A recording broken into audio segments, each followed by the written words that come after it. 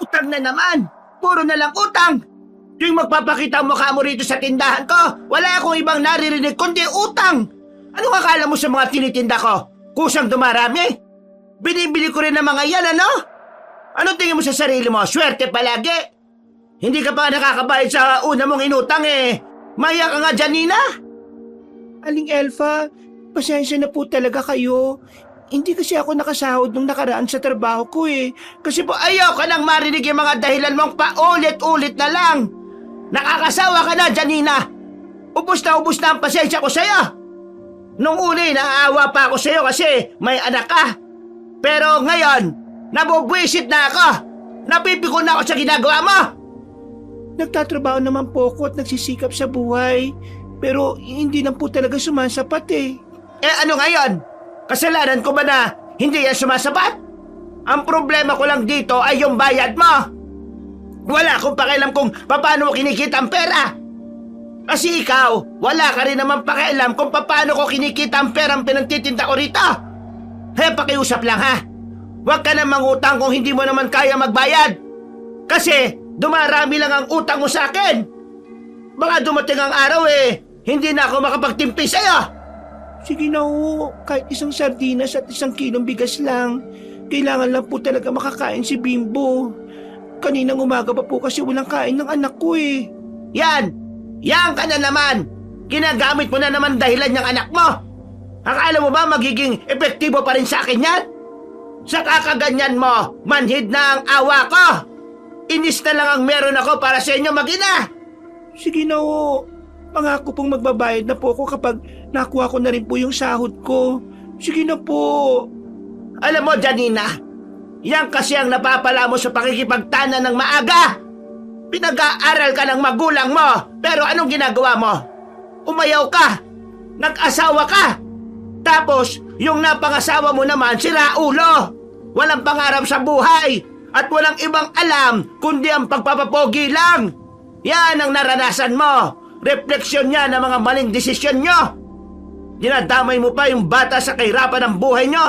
Kung hindi ka lang sana nagpabuntis nung 14 anyos ka, di sana nag-aaral ka nun at may magandang trabaho ka ngayon. Kayo talaga mga kabataan ngayon, Hindi nag-isip. Puro na nakalandian. Aling Elfa naman, huwag niyo naman po akong sermonan dito. Ang dami po nakakarinig, napapahiya po ako. Ano naman kung marinig nila ang mga ginawa mo sa buhay mo? May mababago ba? Wala! At pasalamat ka pa nga, may nagsesermon sa'yo. Kasi kung wala ko, hindi mo maaalala ang mga pagkakamali mo, Janina. Dumaan din ako sa hirap, Kung anong nakikita mo ngayon, lahat yung pinaghirapan ko. Alam mo kung bakit mabilis akong umangat kumpara sa dati kong buhay? Kasi hindi ko inugaling mangutang. Kasi ang utang, ilulubog ka niyan. Ang utang ay para lang sa mga taong tamad lang maglabas ng pera. Pero kaya nilang magbayad. Ang utang ay hindi para sa mga kagaya mong hirap sa buhay. Ang utang ay demonyo. Hanggat may nalalapitan ka, uutang at uutang ka. Kahit makapagbayad ka, madadagdagan ulit. Lahat ng pinaghihirapan mo sa utang lang mapupunta. Kaya ikaw alam mong hirap ka sa buhay. Huwag kang umasa sa utang. Palagi mong iisipin na mas mahirap mamuhay kapag lagi kang may iniisip na atraso sa ibang tao. Ay nako, Janina. Kaibigan ko mga magulang mo nung nasa San Mateo pa kami. Kilala ko sila. Hindi ka nila tatanggapin kahit na bumalik ka pa. Kaya ikaw, magsikap ka sa buhay mo.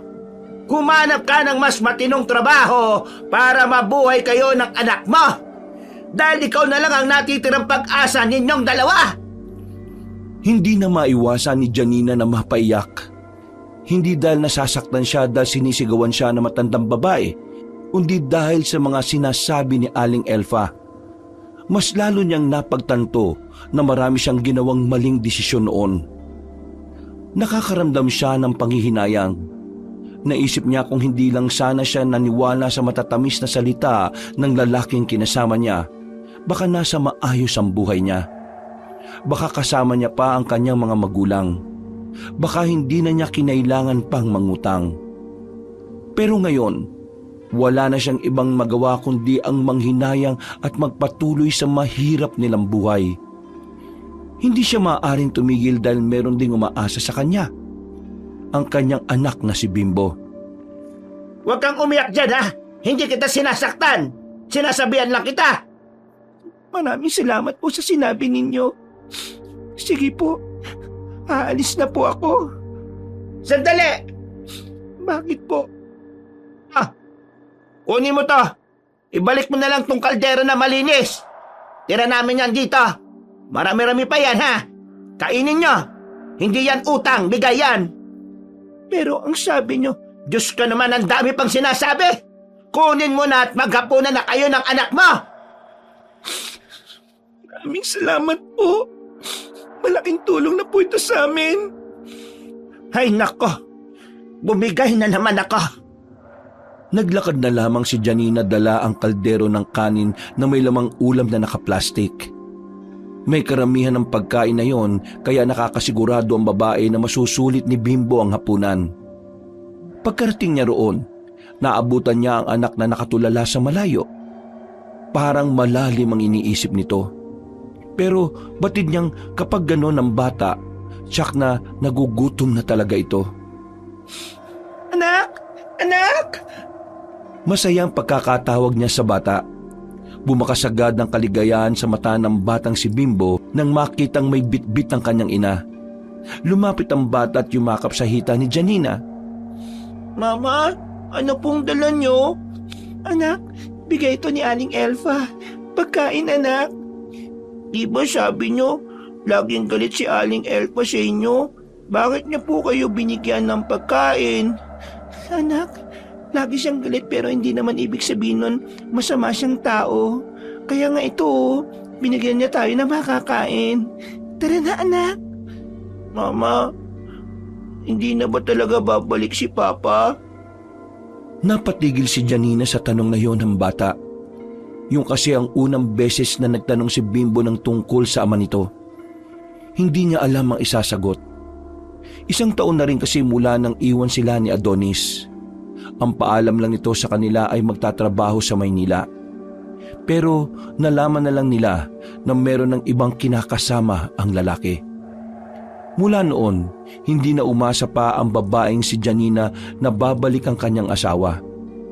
Itinuon na lamang niya ang atensyon sa kanyang anak.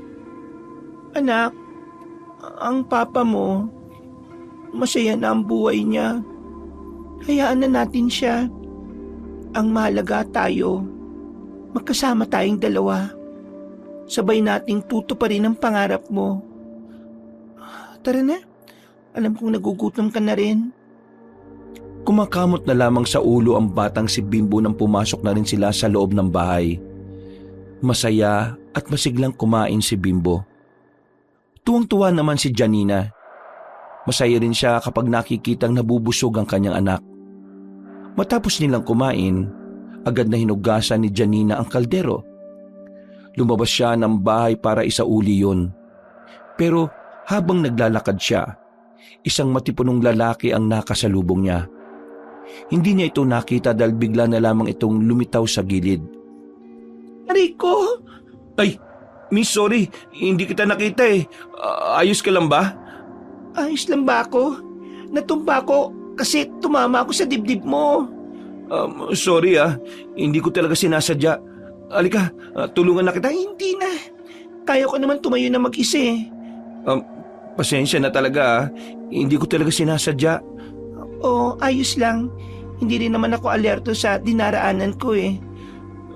Sigurado ka bang ayos ka lang? Wala ka bang sugat? Wala ka bang pilay? Sanay na ang katawan ko sa bugbugan. Kaya hindi mo kailangan mag-alala, kuya. Isa pa, hindi mo naman ako kilala eh. Miss, ako ang dahilan kung bakit ka natumba. Kaya malamang mag-alala ako. Baka mamaya may malala ka palang galos tapos hindi mo sinabi sa akin. Di sa akin din babalik yun. Wala nga. Ang kulit mo naman, kuya. Naninigurado lang naman ako eh. O sige na, aalis na ako. Sa susunod kasi tumingin ka rin sa dinaraanan mo. Kasi may mga kagaya ko ring malalim lagi ang iniisip na pwede niyong mabangga. Naglakad na ang babaeng si Janina patungo sa bahay nila Aling Elfa. Hindi na niya nilingon pa ang lalaki. Ang tagpong yun ay hindi inaasahan ni Janina na magiging dahilan para mas ganahan siya sa buhay. Dahil 1 buwan lang ang nakalipas, hindi niya inakalang magiging kaibigan niya ang lalaking yun. Hindi lang basta kaibigan, kundi meron din siyang espesyal na pagtingin sa lalaki. Pinipigilan niya lang ang kanyang sarili dahil ayaw niyang mahati ang kanyang atensyon sa dalawa. Hanggat maaari, gusto niyang nakatuon lang siya sa anak. Anak, doon ka na sa loob maglaro. Ako nang bahala maghugas ng mga ito. Sige na. Sigurado po kayo, Mama? Kayo na po maghugas ng plato? Oo, anak. Doon ka na. Hindi mo to dapat gawin kasi bata ka pa. Maglaro ka lang o kaya naman magbasa ka ng mga libro. Sumunod naman ang batang si Bimbo. Ipinagpatuloy na lamang ni Janina ang kanyang ginagawa. Sa kalagitnaan ng kanyang paghuhugas, biglang dumating ang kaibigan niyang si Eman. Ang lalaking ito ay matalik na kaibigan ng kanyang asawa. Malapit din naman ito sa kanila. Kung minsan ay ito ang tumutulong sa kanila. Pero mula nang sumama ito kay Adonis, hindi na rin ito makapagbigay ng tulong sa kanilang mag-ina. Oh, Eman, dumating ka na pala. Kumusta ang buhay sa Maynila? Napagang kontrata ko dun eh. Nagka-problema. Yung boss kasi namin nakulong. Kaya yun, lahat ng trabador damay. Napasara yung factory. Paglagyan ba naman ng mga illegal na droga? Ay, siya nga pala. Pasalubong oh. Munting pasalubong yan. Ay, nasan yung inaanak ko? Uy, maraming salamat ah. Si Bimbo nasa loob. Pinaglaro ko muna.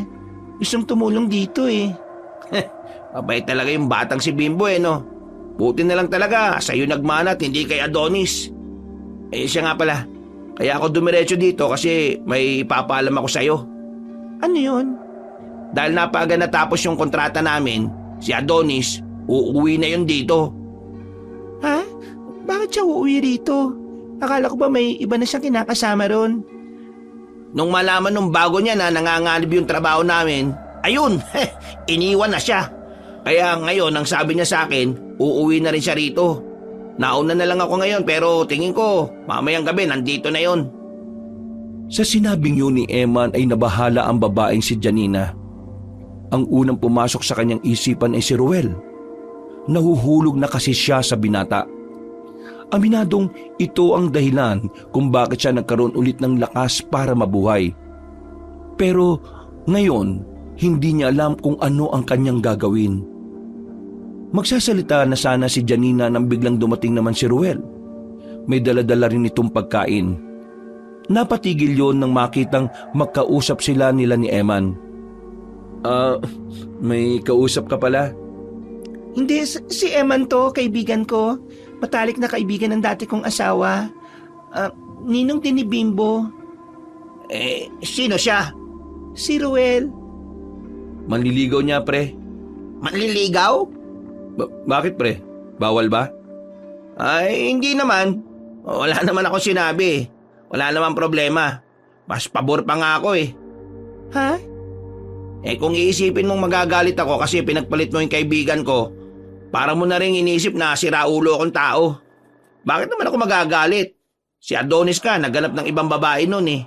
Ano naman ngayon kung ikaw naman ang maghanap ng ibang lalaki? Karapatan mo rin namang sumaya, no? Tarantado yung kaibigan kong si Adonis na yun eh. Janina, matinutong kaibigan mo ah. Ay, Eman nga pala pre. Alagaan mo tong kumari ko ah. Siraulo yung unang asawa niyan eh. Ruel nga pala pre. Oo naman, aalagaan ko siya sa abot ng makakaya ko. Eman, maraming salamat ah. Akala ko huhusgahan mo ko eh. Ano tingin mo sa akin, buwang? Sa dami ng dinanas mong paghihirap, karapatan mo nang sumaya ngayon, no? Di ba, pre? Tama ang kaibigan mo, Janina. Hayaan mo yung Adonis na yon. Akong bahala sa kanya kapag nagkita kami. Nako, magandang sabong to. Parehong macho magtatapat. Naging maayos naman ang usapan na yon para sa kanilang tatlo. Pero hindi pa rin nawawala para kay Janina ang pagkabahalang baka magkaroon ng gulo. Mga bandang hapon, kasama ni Janina si Ruel patungo sa simbahan. Ito ang unang linggo matapos ang mahabang panahon na may makakasama siyang magsimba. Si Bimbo naman ay iniwan na muna nila kay Eman. Pero ang kanilang tahimik na paglalakad nung hapon na yon ay napalitan ng kaba at takot. Isang matandang lalaki kasi ang bigla na lang lumabas mula sa gilid ng halamanan. Kutob nila, galing yun sa loob ng kagubatan. Merong daladalang briefcase ang matanda. At ang higit nilang napansin ng mga sandaling yon ay ang mga sugat na matandang lalaki. Walang ibang naroon kaya sa kanila ito lumapit. Tulungan niyo ako. Ano pong nangyari sa inyo? Walang ibang masabi ang matanda kundi ang salitang tulong. Kaya naman hindi na sila nagsayang ng oras. Inalalayan nila ang matandang lalaki at dinala nila ito sa tagong lugar sa gubat. Iniupo nila ang matandang lalaki sa malaking ugat ng puno. Hinihingal na ang matanda. Parang kakaunti na lang ay mawawalan na ito ng hininga. Don Conrado ang pangalan ko. Isa akong mayamang negosyante. Kunin niyo ang briefcase na ito. Mas mainam na sa inyo na lamang ito mapunta kaysa sa kapatid kong kahaman. Ikaw Iha, iyon na ito. Ikaw ang karapat-dapat dito. Janina, para daw sa'yo. Ruel, baka naman mapahamak tayo rito. Kapag napunta ito sa kapatid ko, gagamitin niya ito sa kasamaan. Kaya, mas mainam na ikaw na lang ang makinabang nito, Iha. Magagamit mo ito para sa anak mo. Sige na. Ano po kasing nangyari sa inyo? Ang hirap po kasing tumanggap ng ganyan kung hindi naman namin alam kung anong nangyayari. Nalaman nilang may sakit ako. Malapit na akong mawala sa mundo kaya yung kapatid ko. Gustong-gusto na lang akong patayin agad para makuha agad ang yaman ko. Kaya naganap ako ng pwedeng manahan. Pero wala akong makita. Mabutit nakita ko kayo. Ikaw ang karapat-dapat, Iya. Sige na, kunin mo na ito. Bago pa tayo maabutan ng mga aswang dito. Teka. Ano pong mga aswang ang sinasabi ninyo? Wala na akong panahon para makapagpaliwanag pa. Nahihirapan na akong huminga. Kunin niyo na ito. Pagkatapos, ilibing niyo ako. Pakiusap. Ibaon niyo ako sa lupa. Ayaw kong mag-iwan ng bakas sa kapatid ko. Sige na. Nagmamakawa ko sa inyo. Para din ito sa kaligtasan ng maraming tao. Pero paano kung... Manong? Hala, Ruel, wala na yata siya. Oo nga, wala ng pulso. Ano ba nangyari sa taong yan? Ang dami niyang sugat oh. Ang lalaki. Parang kalmot ng leon yan, Ruel. Ano kaya? Isumbong na natin to sa mga pulis. Hindi pwede. Mapapahama ka. Kapag nalaman to ng maraming tao, madaling malalaman ng kapatid niya kung nasaan na itong ibinigay niya sa'yo. Anong gagawin natin? Hindi sundin na lang natin yung sinabi niya. Ibabaon natin siya sa lupa. Ha? Sigurado ka? Wala na naman tayong ibang choice eh. Kailangan nating ilihim to. Bukod sa yun din naman ang gusto niya. Mas yun ang ligtas na paraan. Napatango na lang si Janina. Pero aminado siyang nagtitindigan ng mga balahibo niya. Iniwan niyang sandali ang bangkay doon. At pagbalik nila ay meron na silang gamit na panghukay. Hindi na sila nakapagsimba. Inatupag na lamang nila ang paglilibing sa matanda. Habang tinatabunan na nila ang katawan ni Don Conrado, napatigil bigla si Ruel habang nakatingin sa mukha ng matanda. Oh, bakit Ruel? Wala naman. Tara, tapusin na natin to. Pag-uwi natin, saka na lang natin tingnan ang nasa loob ng briefcase na yan. Ruel, tingin mo, ano kaya yung sinabi niya kanina na baka maabutan pa siya ng aswang? May aswang ba talaga rito? Takot ako sa aswang eh. Nung huli kong makakita ng ganon, baby pa si Bimbo.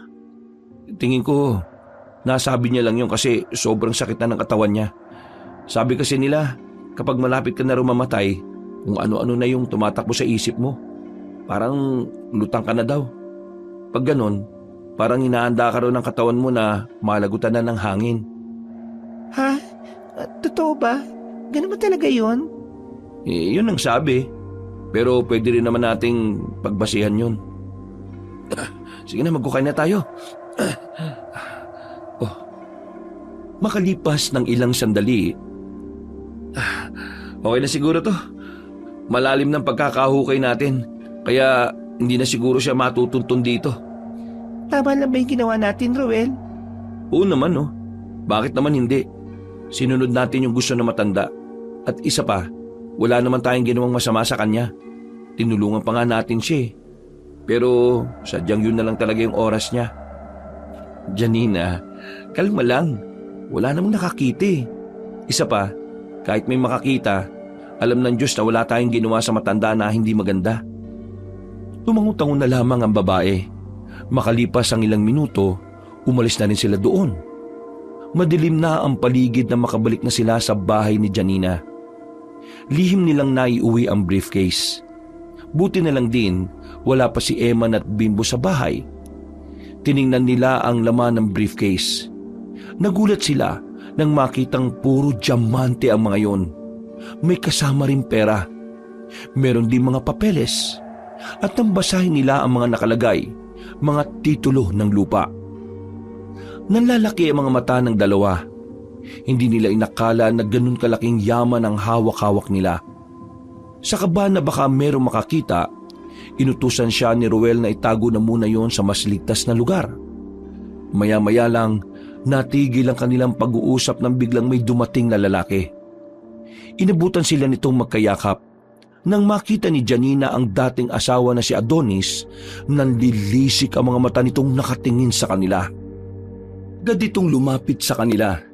Pilit silang pinaghiwalay. Hinila ni Adonis si Janina palayo kay Ruel. At si Ruel naman, nakatanggap ng sunod-sunod na suntok.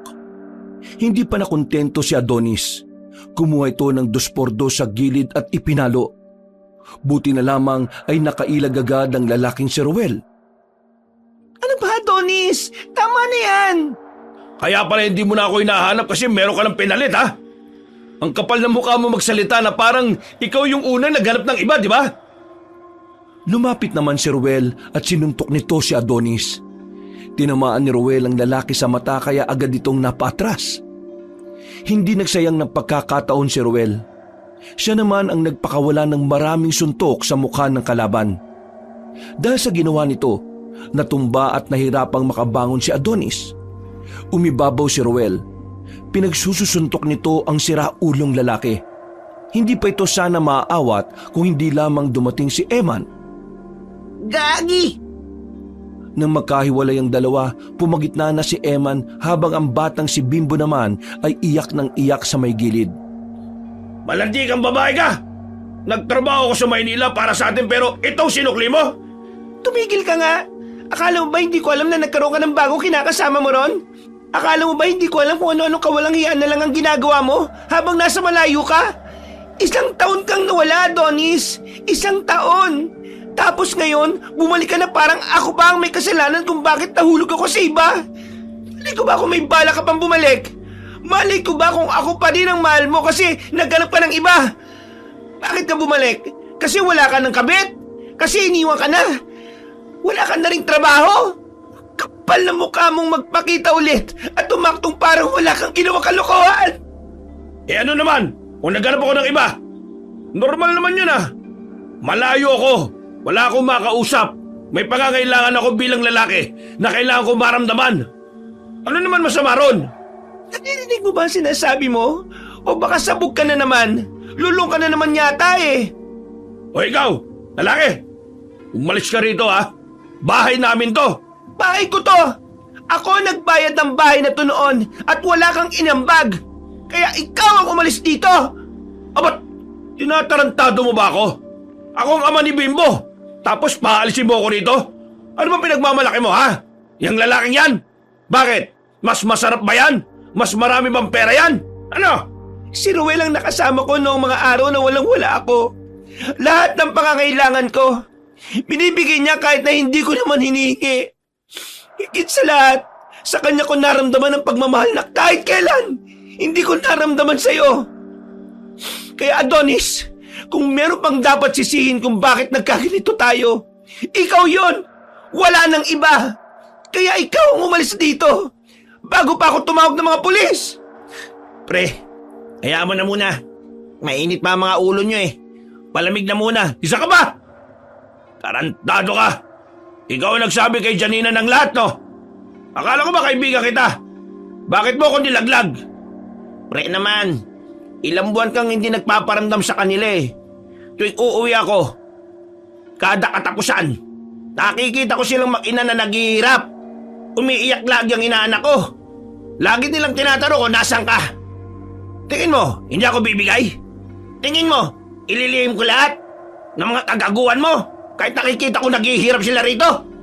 Wala ka rin naman palang kwentang kaibigan eh. Ikaw ang walang kwentang kaibigan. Wala ka pang kwentang ama at asawa.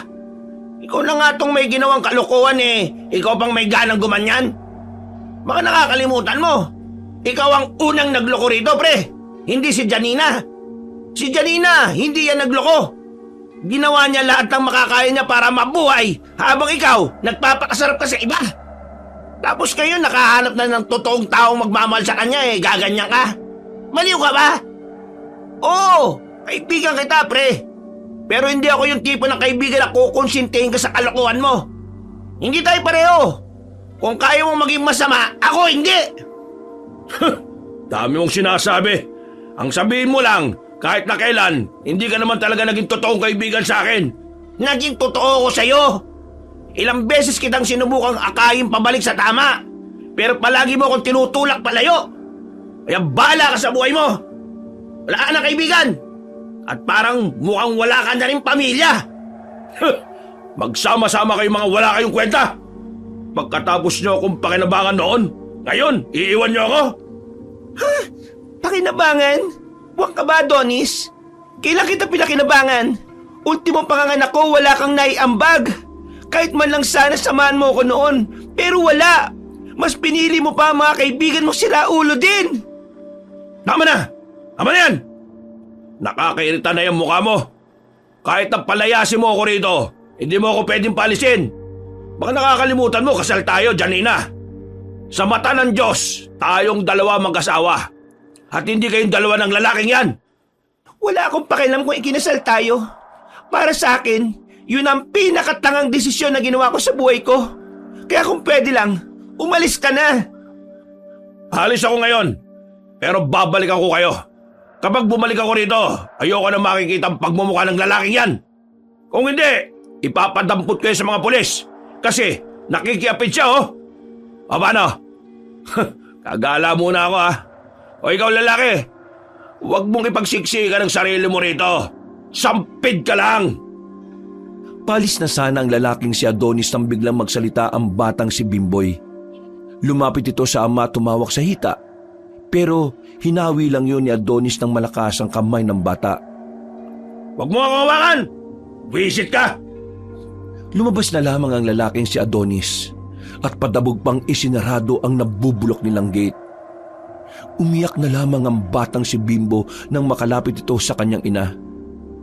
Mama, bakit po galit si Papa? Ayaw na ba niya sa atin? Anak, hindi mo dapat iyakan ng Papa mo. Wala siyang pagpapalaga sa pamilya natin. Hindi siya makakabuti para sa atin. Janina, tingin ko, hindi mo muna dapat sinasabi yan sa bata eh. Hindi niya pa yan kasi maintindihan. Baka lang mag-iba ang pagkakaunawa niya. Tama si Eman. Hayaan mo na lang muna kung anong nararamdaman ng bata. Normal naman yan eh. Ama niya pa rin yun, kahit na anong mangyari. Yung visit na Adonis na yan, ang lakas-lakas pa ng loob na pumunta rito. Paano yan? Hindi siya alis dito kasi kasal nga kayong dalawa. Hindi na muna siguro ako magiging madalas dito para iwas gulo. Pero itutuloy ko pa rin ang panliligaw ko sa iyo, Janina. Hindi niya ako mapipigilan. O paano, Iman? ikaw na munang bahala sa kanila. Aalis na muna ako para kahit papano mabawasan ang ingay dito. Baka magkagulo na naman Oo, sige pre. Ruel, yung sugat mo sa mukha. Huwag kang mag-alala, ako nang bahala rito. Madali lang naman to Janina, huwag kang magpapapi sa lalaking yan Bimbo, alagaan mo mama mo ha. Ngumiti na lamang ng malapad ang lalaking si Ruel at saka naglakad na rin palabas ng bahay. Kumuhay pa ito sa kanila nang makalabas na rin. Samantala, napapailing na lamang si Janina dahil sa nangyari.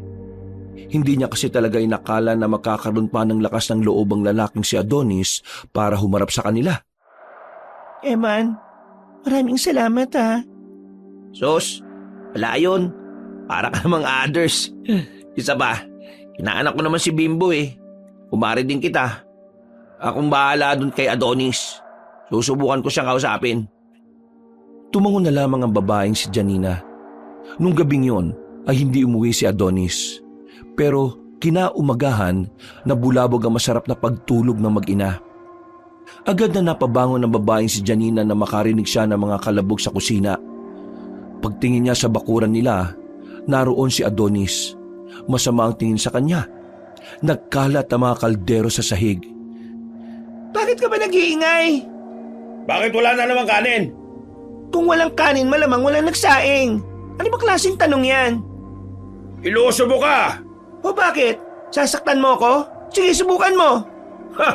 Matapang ka na ngayon Ayusin mo lang, Adonis. Hindi na ako yung dating malamya at mainhin na Janina. Kayang-kaya na kitang labanan ngayon. Oh, alma ka lang. Ito naman parang hindi naman mabiro. Kahit anong gawin mo, hindi mo na maibabalik ang dati. Tinuwanan lang siya ni Adonis at saka pumasok na rin sa loob. Sirang-sira ang umagang yun ni Janina. Kaya ang ginawa niya, nang makatulog na si Adonis ay kinuha niya ang anak niya. Dinala niya muna ito kay Eman. Pasensya ka na talaga. Baka kasi kung anong gawin ni Adonis sa kanya sa bahay Kailangan ko kasi pumasok ngayon. Wala namang problema, Mare. Mas mainam nang malayo siya sa ama niya dahil parang wala na sa tamang pag-iisip si Adonis Nakakausap ko kagabi. Tinawanan lang ako. Ewan ko ba sa taong yon? Mama, anong oras po kayo uuwi? Mamayang hapon anak, pero kapag maraming ginagawa, baka gabihin ako. Mama, pasalubong Oo naman, pero magpapakabait ka muna kay ninong mo Opo mama, hindi po ako magpapasaway. Ngumiti na ang babaeng si Janina sa kanyang anak at nagsimula na ring maglakad. Kailangan na kasi niyang pumasok. Tindera siya sa isang maliit na pamilihan sa bayan. Medyo may kalayuan yun sa kanila. Tapos maliit pa ang sahod. Pinagtsatsaga na lamang ni Janina yon dahil hirap din naman kasi siyang makahanap ng ibang trabaho. Hindi rin kasi siya nakapagtapos ng pag-aaral. Maghapong naging abala ang babae. Pagkatapos ng trabaho, hindi naman sila nasahuran. Ang daming dahilan ng kanilang boss. Kada araw sinasabing nawawala ng pera kaya sa susunod na linggo na lang sila sasahod. Hindi naman sila nakaalma dahil palagi silang tinatakot na hindi ibibigay ang kanilang pinagpaguran. Kaya naman lugmok na umuwi ang babae. Habang naglalakad siya, bigla niyang naisip ang briefcase. Batid niyang makakatulong talaga sa pamilya niya ang laman na meron doon. Pero wala siyang lakas ng loob. Alam niya sanang gamitin yon. Hindi naman kasi niya tinuring na sa kanya yon kahit na pinamana pa ito sa kanya ng namayapang matanda. Nagmamadali siyang makabalik sa kanila. Pero dumating siya roon at inabutan ng hindi inaasahang senaryo. Nakita niya si Adonis na nasa lamesa. Akmang bubuksan na nito ang briefcase. Dali-daling lumapit ang babae at saka itinulak ang kanyang asawa. Pakilamero ka talaga! Bakit mo ako tinulak? Ano bang meron sa briefcase na yan? Wala ka nang pakialam doon! Hoy! Janina! Ako nakakita niya sa silong ng bahay natin. Kaya karapatan kong tingnan lang nasa loob niyan. Akin na! Bigyan mo sa akin! Hindi! Wala akong tiwala sa'yo. Ayaw mong ibigay Teka nga, sige! Subukan mo manakit! Mayayari ka sa akin talaga! Napalingon silang dalawa sa pintuan nang dumating ang lalaking si Ruel. Papansin na naman to. Mukha namang aswang. Kung tunay kang lalaki, igalang mo ang babae. Sira ulo ka pala eh. Alam mo boy, wala akong balak makipagsuntukan ngayon eh. Kasi aayusin ko ang pamilya ko. Magkakabalikan kami ni Janina. Kasi sayang naman ang kasal namin, di ba? Nag-uusap lang naman kasi kami ngayon. Epal ka na naman. Gusto ko lang naman makita ang laman ng akin na yan. Inatago ko lang yan sa kanya. Naiwan ko kahapon. Ha? Sa'yo yan? Bingi ka ba? O sadyang tanga ka lang? Di sa'yo na. Isaksak mo sa baga mo. Kinuha ni Ruel ang briefcase. Tumingin lang ito at sumenyas kay Janina. Pero agad na ring umalis. Nakahinga ng maluwag si Janina. Si Adonis naman ay hindi na rin naman nagkulit pa. Pumasok na lamang ito ng kanilang bahay at saka natulog. Mabilis na lumipas sa mga araw. Hindi pa rin nila ginagalaw ang yaman na nasa briefcase. Nagdadalawang isip pa rin ang babae. Pakiramdam niya kasi hindi yun dapat nasa kanila. Nababahala din siya sa maaaring mangyari sa kanila dahil alam naman niyang hinahanap din yun ng kapatid ng matandang namatay. Gagi, ang laking yaman nito, Mari. Sigurado ba kayo mabuting tao yung matandang yun? Diba sabi nyo, may kapatid nyo na naghahanap din ng yaman na to? Baka naman mapahama kayo nito, ha? Yun na nga iniisip ko eh. Pero hindi ko naman alam kung kanino ko ito ibibigay. Ang sabi kasi niya sa amin bago siya namatay, hindi raw namin to pwedeng ibigay sa kapatid niya. Gagamitin daw kasi ito sa kasamaan. Alam mo ba pre, may weirdong sinabi pa yung matanda. Ang sabi niya, baka raw maabutan pa kami ng mga aswang. Ha? Mga aswang? Oo, mga aswang nga. Pero iniisip ko na lang na baka dala lang yun ng paghihingalo niya. Kaya kung ano-ano na lang ang mga sinasabi. Pero pre, totoo ang mga aswang, ha? Kaya posibleng totoo nga yung hinahabol siya ng mga aswang. Ewan ko, ang gulo eh. Basta, itong pera na to, hindi namin alam kung kanino ibibigay. Bakit ba kasi ayaw nyo pang gamitin? Mare, sa'yo naman binigay eh. Hindi ko alam pero masama kasi ang kutob ko rito eh. Parang hindi tama na nasa akin to. Mas hindi rin naman tama na kay Adonis yan. Huminga ng malalim si Janina habang nasa bakuran sila ng bahay ni Eman. Tulog na ang batang si Bimbo sa loob. Habang sila nagiinom ng kaunting alak para magpaantok. Walang balak si Janina na umuwi ng kanilang bahay. Kinabukasan, nagpalipas ng gabi ang mag-ina sa bahay ni Eman. Ang binata naman sa labas na natulog. Sa papag na nasa bakuran katabi si Ruel. Bumangon ang babae at tumingin siya sa bintana. Sa hindi inaasahang pagkakataon, meron siyang nakitang matandang lalaki na nasa labas. Meron itong tungkod, pero hindi pa naman ito mukhang mahina. Nakaporma ang matanda na parabang isang mayamang don sa mga pelikula. Meron pang sombrerong bilog. Lumapit si Janina. Buong akala kasi niya ay kakilala ito ni Eman. Magandang umaga po. Ano pong kailangan nyo? Wala naman. Napadaan lang ako. Naglalakad-lakad kasi ako dahil meron lang akong hinahanap na tao. Hindi po kayo magkakilala ni Eman? Hindi. Wala akong kilala rito at hindi rin naman ako nakatira rito. Kailangan ko lang hanapin ang isang tao. At tingin ko nga ay nahanap ko na rin siya. Ganun po ba? Kaya, mag-iingat ka palagi, ha? Ngumiti ng makahulugan ng matandang lalaki. Naglakad na rin ito palayo at hindi na muli pang lumingon. Sa hindi naman mapaliwanag na dahilan, nakaramdam ng kaba ang babae. Wala namang ginawa sa kanya ang nakausap niya, pero nagtindigan ng kanyang mga balahibo. Sino yung kausap mo? Hindi ko rin kilala eh. May hinahanap raw na tao. Hindi naman sinabi kung sino. Mukhang mayaman yun ah. Kaya nga eh, hindi naman taga rito. Nakibit balikat na lamang sila ng mga sandaling yon. Hindi na lamang pinansin ni Janina ang nangyari. Kahit ang totoo, hindi siya mapalagay. Maya-maya pa, habang nagsisibak ng kahoy ang dalawang binata, napatigil sila sa ginagawa nang marinig nilang may tumawag ng pangalan ni Janina sa labas. Paglabas ng babae, nakita niya si Adonis. Meron itong mga pinamiling pagkain, mga gulay at isda na iluluto pa lamang. Janina, pumili ako ng pagkain, oh. Tara na sa bahay. Sabay-sabay na tayo kumain. Pambira naman. Doon ka nakatira, diyan ka natutulog. Sila na ba asawa mo? Ang kulit mo, Adonis. Sinabi ko sa yung hindi ako uuwi ng bahay kung nandoon ka. Ay nako, bahala ka nga. Ang hirap ko namang suyuin. Nagbabago na nga yung tao eh. Tingnan mo, oh. Nakahanap kaagad ako ng maayos na trabaho. Ako na gumagawa ng mga gawaing bahay. Tapos, hindi na rin naman na kita sinasaktan. Hindi na rin naman ako nang bababae. Janina, totoong nagbago na ako. Maniwala ka naman sa akin. Sus, sinabi mo na yan sa akin noon pa. Pero wala naman nangyari. Nababae ka pa rin at nananakit ka pa rin. Noon nga yon. Kaya nga nagbabago na eh. Hindi mo ako masisisi kung ganito ako. Na-trauma na ako sa lahat ng ginawa mo dati.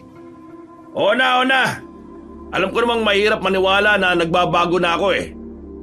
Kung sa bagay, ilang araw pa lang naman ako nandito. Mahirap talaga magtiwala. O siya. Kung ayaw mo umuwi ng bahay, dadalang ko na lang kayo ng pagkain mamaya pag natapos ko ng lutuin to. Naglakad na ang lalaking si Adonis paalis. Napapailing na lamang si Janina. Man, tingin mo totoo yung sinasabi niyang nagbabago na siya? Hindi ko alam. Alam mo kasi kahit magkaibigan kaming matalik dati, ang hirap din talagang basahin ang utak niyan eh. Pero kilala ko si Adonis. Kapag gusto niya, gagawin niya talaga. Pero kapag may bagay siyang gustong baguhin, hindi niya yun nagagawa kaagad. Akala ko ba boto ka sa akin? Baliw! Boto naman talaga ako sa iyo eh. Di hamak na mas mabuti ka naman. Ang sinasabi ko lang, wag dapat agad magtiwala si Janina kay Adonis ngayon. Sa dami ng ginawa niyang kalokohan, hindi natin alam kung kailan siya seryoso. Isang malalim na paghinga na lamang ang nagawa ng babae. Sa totoo lang, iniisip na rin talaga niya na totoo ang pagbabago ng dating asawa. Pero ayaw lang niyang bumigay. Ayaw na niyang magkamali ulit ng desisyon. Mas mahal na niya ngayon si Ruel, ang lalaking nagbigay ulit ng panibagong liwanag sa kanyang buhay. Nung gabing yun, sigurado ka na bang gusto mo siyang makausap? Baka naman bigla ka na namang saktan niya eh. Akong bahala sa kanya. May dala naman akong kutsito dito. Di sasaksakin ko siya. Kaya ko naman na ang sarili ko eh. Kailangan ko na talagang linawin sa kanya na hindi na ako babalik sa kanya. Ruel, hanggang dito mo na lang ako ihatid. Sigurado ka ha? Oo, tanaw ko na rin naman yung bahay namin eh. O sige, basta kapag may ginawa na naman si Adonis sa'yo, sumigaw ka lang ha. Naglakad na rin si Janina patungo sa kanilang bahay. 10:00 na ng gabi noon, kaya tahimik lang ang buong paligid. Maaga kasing natutulog ang karamihan sa kanila. Tipikal na oras na ng tulog ng mga taong naninirahan sa probinsya. Paglapit niya sa kanilang bahay, nakita niya si Adonis na nakasandal sa pintuan. Pagtingin niya sa paa nito, napansin niyang dumudugo yun. Anong nangyari sa'yo? O bakit? Nag-aalala ka ba? Tinatanong kita, umayos ka nga. Kanina pa kasi may dalawang lalaking pasilip-silip dito sa bahay eh. Akala ko nga mga inutangan ko sa Maynila. Pero hindi. Nilapitan ko kasi sila eh. Nakipagsagutan ako. Nung nagpang-abot na kami, nagulat ako. Ang bibilis nilang kumilos. Gumagapang din. Tumatalo ng mata sa bubong. Basta, nakakalmot ako ng isa sa paa ko eh. Ayan oh, yan yung kalmot. Ang haba, di ba? Malalim pa. Hindi ko alam kung maniniwala ka sa akin ha, pero tingin ko, mga aswang yun eh. Sa sinabing yun ng lalaking si Adonis, nagsalubong ang kilay ng babae. Hindi niya kasi alam kung maniniwala ba siya o hindi. Nagdududa siya hindi dahil hindi siya naniniwalang may aswang, kundi nagdududa siya dahil hindi siya nagtitiwala sa asawa. Oh, alam ko iniisip mo. Hindi ako sabog ha. Wala akong tinira. Maniwala ka naman sa akin. O sige, dito ka lang. Tatawagin ko si Ruel. Oh, bakit tatawagin mo pa yung tokmol na yon? May alam si Ruel para magamot yung sugat mo. Huwag ka na mag-inarte. Hindi ka na makakarating sa ospital dahil wala ka namang masasakyan. Kahit na banas si Adonis kay Ruel, hindi na rin ito nag-inarte ng magkusang loob itong tulungan siyang linisin ang kanyang sugat. Naturukan na rin siya ng pampamanhid. Nagawa na rin tahiin ang hiwa. Mumurahin lang yung pinantali ko sa iyo kaya huwag ka na maglikot-likot. Baka maputol. Linisin mo rin yan araw-araw kung ayaw mong mamatay. Langgasin mo ng dahon ng bayabas. Baka iniisip mo ginagawa ko to kasi okay na tayo ha. Kung hindi lang dahil kay Janina, hahayaan na kitang mamatay. Bakit? Tingin mo pumayag ako dahil tropa tayo? Si Janina rin lang ang nagsabi sa akin kaya umuuna lang ako. Ito talaga si Adonis. Sa halip na magpasalamat na lang kung ano-ano pang sinasabi. Eh di salamat. Ano? Masaya ka na? Hoy, Janina, nasaan na pala yung anak natin? Hinatid ko kanina sa nanay ni Eman. Gustong-gusto siya ni Aling Maris kaya doon ka na muna pinatulog. Nilalayo mo ba talaga sa akin ang bata? Totoo ba yung sinasabi mo kanina na aswang ang umatake sa'yo? Ang kulit naman talaga nito. Oo nga, aswang nga. Yun ang inala ko. Eman, hindi ba siya nakatira ng pinagbabawal na gamot? Lumapit si Eman para amuyin ang lalaki. Umiling-iling yon. Indikasyon na nasa katinuan si Adonis. Hindi ko alam kung anong ginagawa ng mga siraulong yun dito sa harapan ng bahay natin Babalik-balik sila Pakiramdam ko, may hinahanap ang mga aswang na yon. Teka nga, buntis ka ba, Janina? Buntis ka siguro no? Sino nga ba? Yang lalaking yan? Tumigil ka nga. Siraulo ka talaga, no? May kilala ko para malaman natin kung may aswang talaga rito sa atin. Bakit kailangan pang alamin kung may aswang Sinabi ko na ngang meron. Kailangan nating malaman para malaman din natin kung anong ginagawa nila sa harapan ng bahay ninyo. May alam akong dahilan kung bakit narito mga aswang. Ano? Tingin ko, yung matandang si Don Conrado, aswang. Aswang din yung kapatid niya. Baka alam na nila na nasa atin yung hinahanap nila. Ngayon ko lang napagtanto, yung sinabi ni Don Conrado, may basehan. Totoo pala talagang hinahabol siya ng mga aswang. Diyos ko, dapat pala isinuko na natin yon. Hindi natin ibibigay yun sa kanila.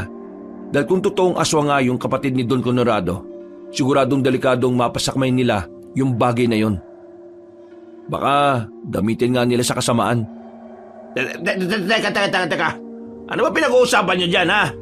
Hindi ko naman kayo maintindihan. Sa gabing yun, nakakaramdam na ng pagkabahala at pangamba ang babaeng si Janina. Kaya naman, minabuti na lamang niyang manatili sa bahay ni Eman kasama si Ruel. Para sa kanya, mas magiging ligtas siya kung kasama niya si Ruel sa iisang bahay. Iniwan nila si Adonis na mag-isa. Wala na rin naman kasi silang dahilan para samahan pa yon. Nagawa na nila ang dapat gawin. At yun ay ang tulungan ng lalaking gamutin ang sugat. Ayos na kami rito ni Eman. Doon ka na sa kwarto niya. Oo nga, nalinis ko na rin naman yun Sigurado ba kayo dito kayo sa sala? Oo, kaya matulog ka na. Pumasok na ang babae sa silid. Paghiga niya ay nakaramdam na siya agad ng antok. Agad siyang nakatulog. Pero bandang madaling araw ay naalimpungatan siya. Narinig niya kasing nagsasalita si Ruel at Eman. Pagbangon niya, nakita niyang dalawa na may hawak ng tubo. Ano kaya nangyayari? Kanina pa kami nakakaramdam na parang may tao sa bubungan Tingin ko, aswang talaga to. Nalaman na yata niyang nandito tayo. Paano naman nila malalaman na nasa atin yon? Sa amoy. Malakas ang amoy ng mga aswang. Diyos ko, anong gagawin natin? Eman, saan ba nakatira yung sinasabi mong albularyo? Sa kabilang sityo pa Hindi naman natin mapupuntahan kasi pag lumabas tayo, Baka kung anong mangyari sa atin. Ay nako, buti na lang talaga wala rito si Bimbo. Mari, doon mo lang muna yung iwan kay na mama. Baka madamay pa siya dito. Nakakainis naman kasi matandang yun eh. Mawawala na lang sa mundo, nagpasa pa ng problema sa atin. Ha? Ano na naman yun? Nagtitindigan ng mga balahibo ng babaeng si Janina. Nararamdaman nila ang presensya ng aswang sa may bubungan. Mabigat ang mga paa at naririnig din nila ang malakas na angil. Kaya naman mas lalong tumataas ang level ng kaba ng babae. Hindi niya alam ang gagawin. Para bang sumisikip na rin ang dibdib niya. Dito lang kayo. Bakit? Asa ka pupunta? Sisilipin ko lang sa labas. Uy, wag! Delikado! Baka mapano ka pa dyan! Sisilip lang naman ako. Hindi nagpapigil ang lalaking si Ruel. Dala ng tubo, lumabas siya ng bahay. Pasimple siyang tumingala sa bubungan. Laking gulat nito nang makakita ng isang lalaking nakadapa roon. Sa kabilang parte naman ng bintana ay meron ding lalaki. Hindi nagsayang ng sandali si Ruel. Tumalon nito para abutin ang paa ng isang aswang. Pero sa kasamaang palad, hindi niya ito tinamaan. Kaya naman agad-agad na gumapang paalis ang aswang na yon kasama ng isa pa. Oh, ano nangyari? Umalis na. Takot naman pala mga yun eh. Diyos ko, ligtas na ba tayo rito? Mukhang kailangan na talaga nating mapuntahan yung albularyo bukas. Napalunok na lamang ng laway ang babaeng si Janina. Pero nung sandaling yon, hindi na rin naman bumalik pa ang mga aswang. Hindi na rin sila nakabalik sa pagtulog. Mulat na mulat ang kanilang mga mata hanggang sa sumikat na nga ang araw. Hindi sila nagsayang ng oras. Agad-agad na rin nilang tinungo ang bahay ng albularyo. Malapit-lapit lang naman yon sa kanila. Pagdating nila, naabutan nila ang matandang lalaki na nagkakapilang sa bakuran. Malayo ang tingin. Hindi pa sila nito napapansin kung hindi ginalaw ni Emma ng malakas ang bakod. Mang Sibal! Oh, Herman, ikaw pala. Mang Sibal! Eman po, hindi po Herman. Ah, Eban pala. O bakit? Anong sa atin? Bakit may kasama kang mag-asawa? Kabit ka, no? Uy, grabe ka naman, Mang Sibal. Hindi naman po ako kabit. At itong kasama ko, hindi naman po mag-asawa. Naglalandian pa lang. Bakit nga ba kayo nandito?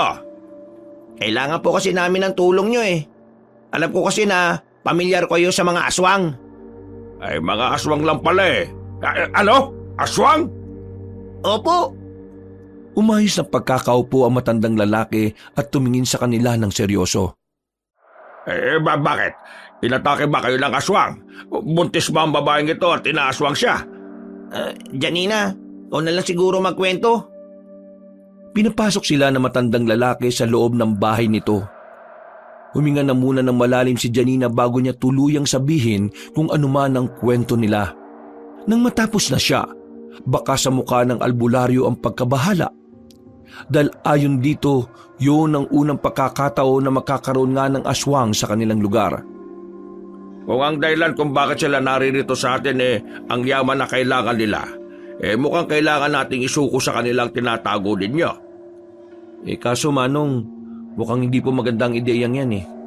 Ang sabi sa amin ni Don Conrado, kapag binigay namin sa kapatid niya yung yaman, siguradong magagamit daw yun sa kasamaan.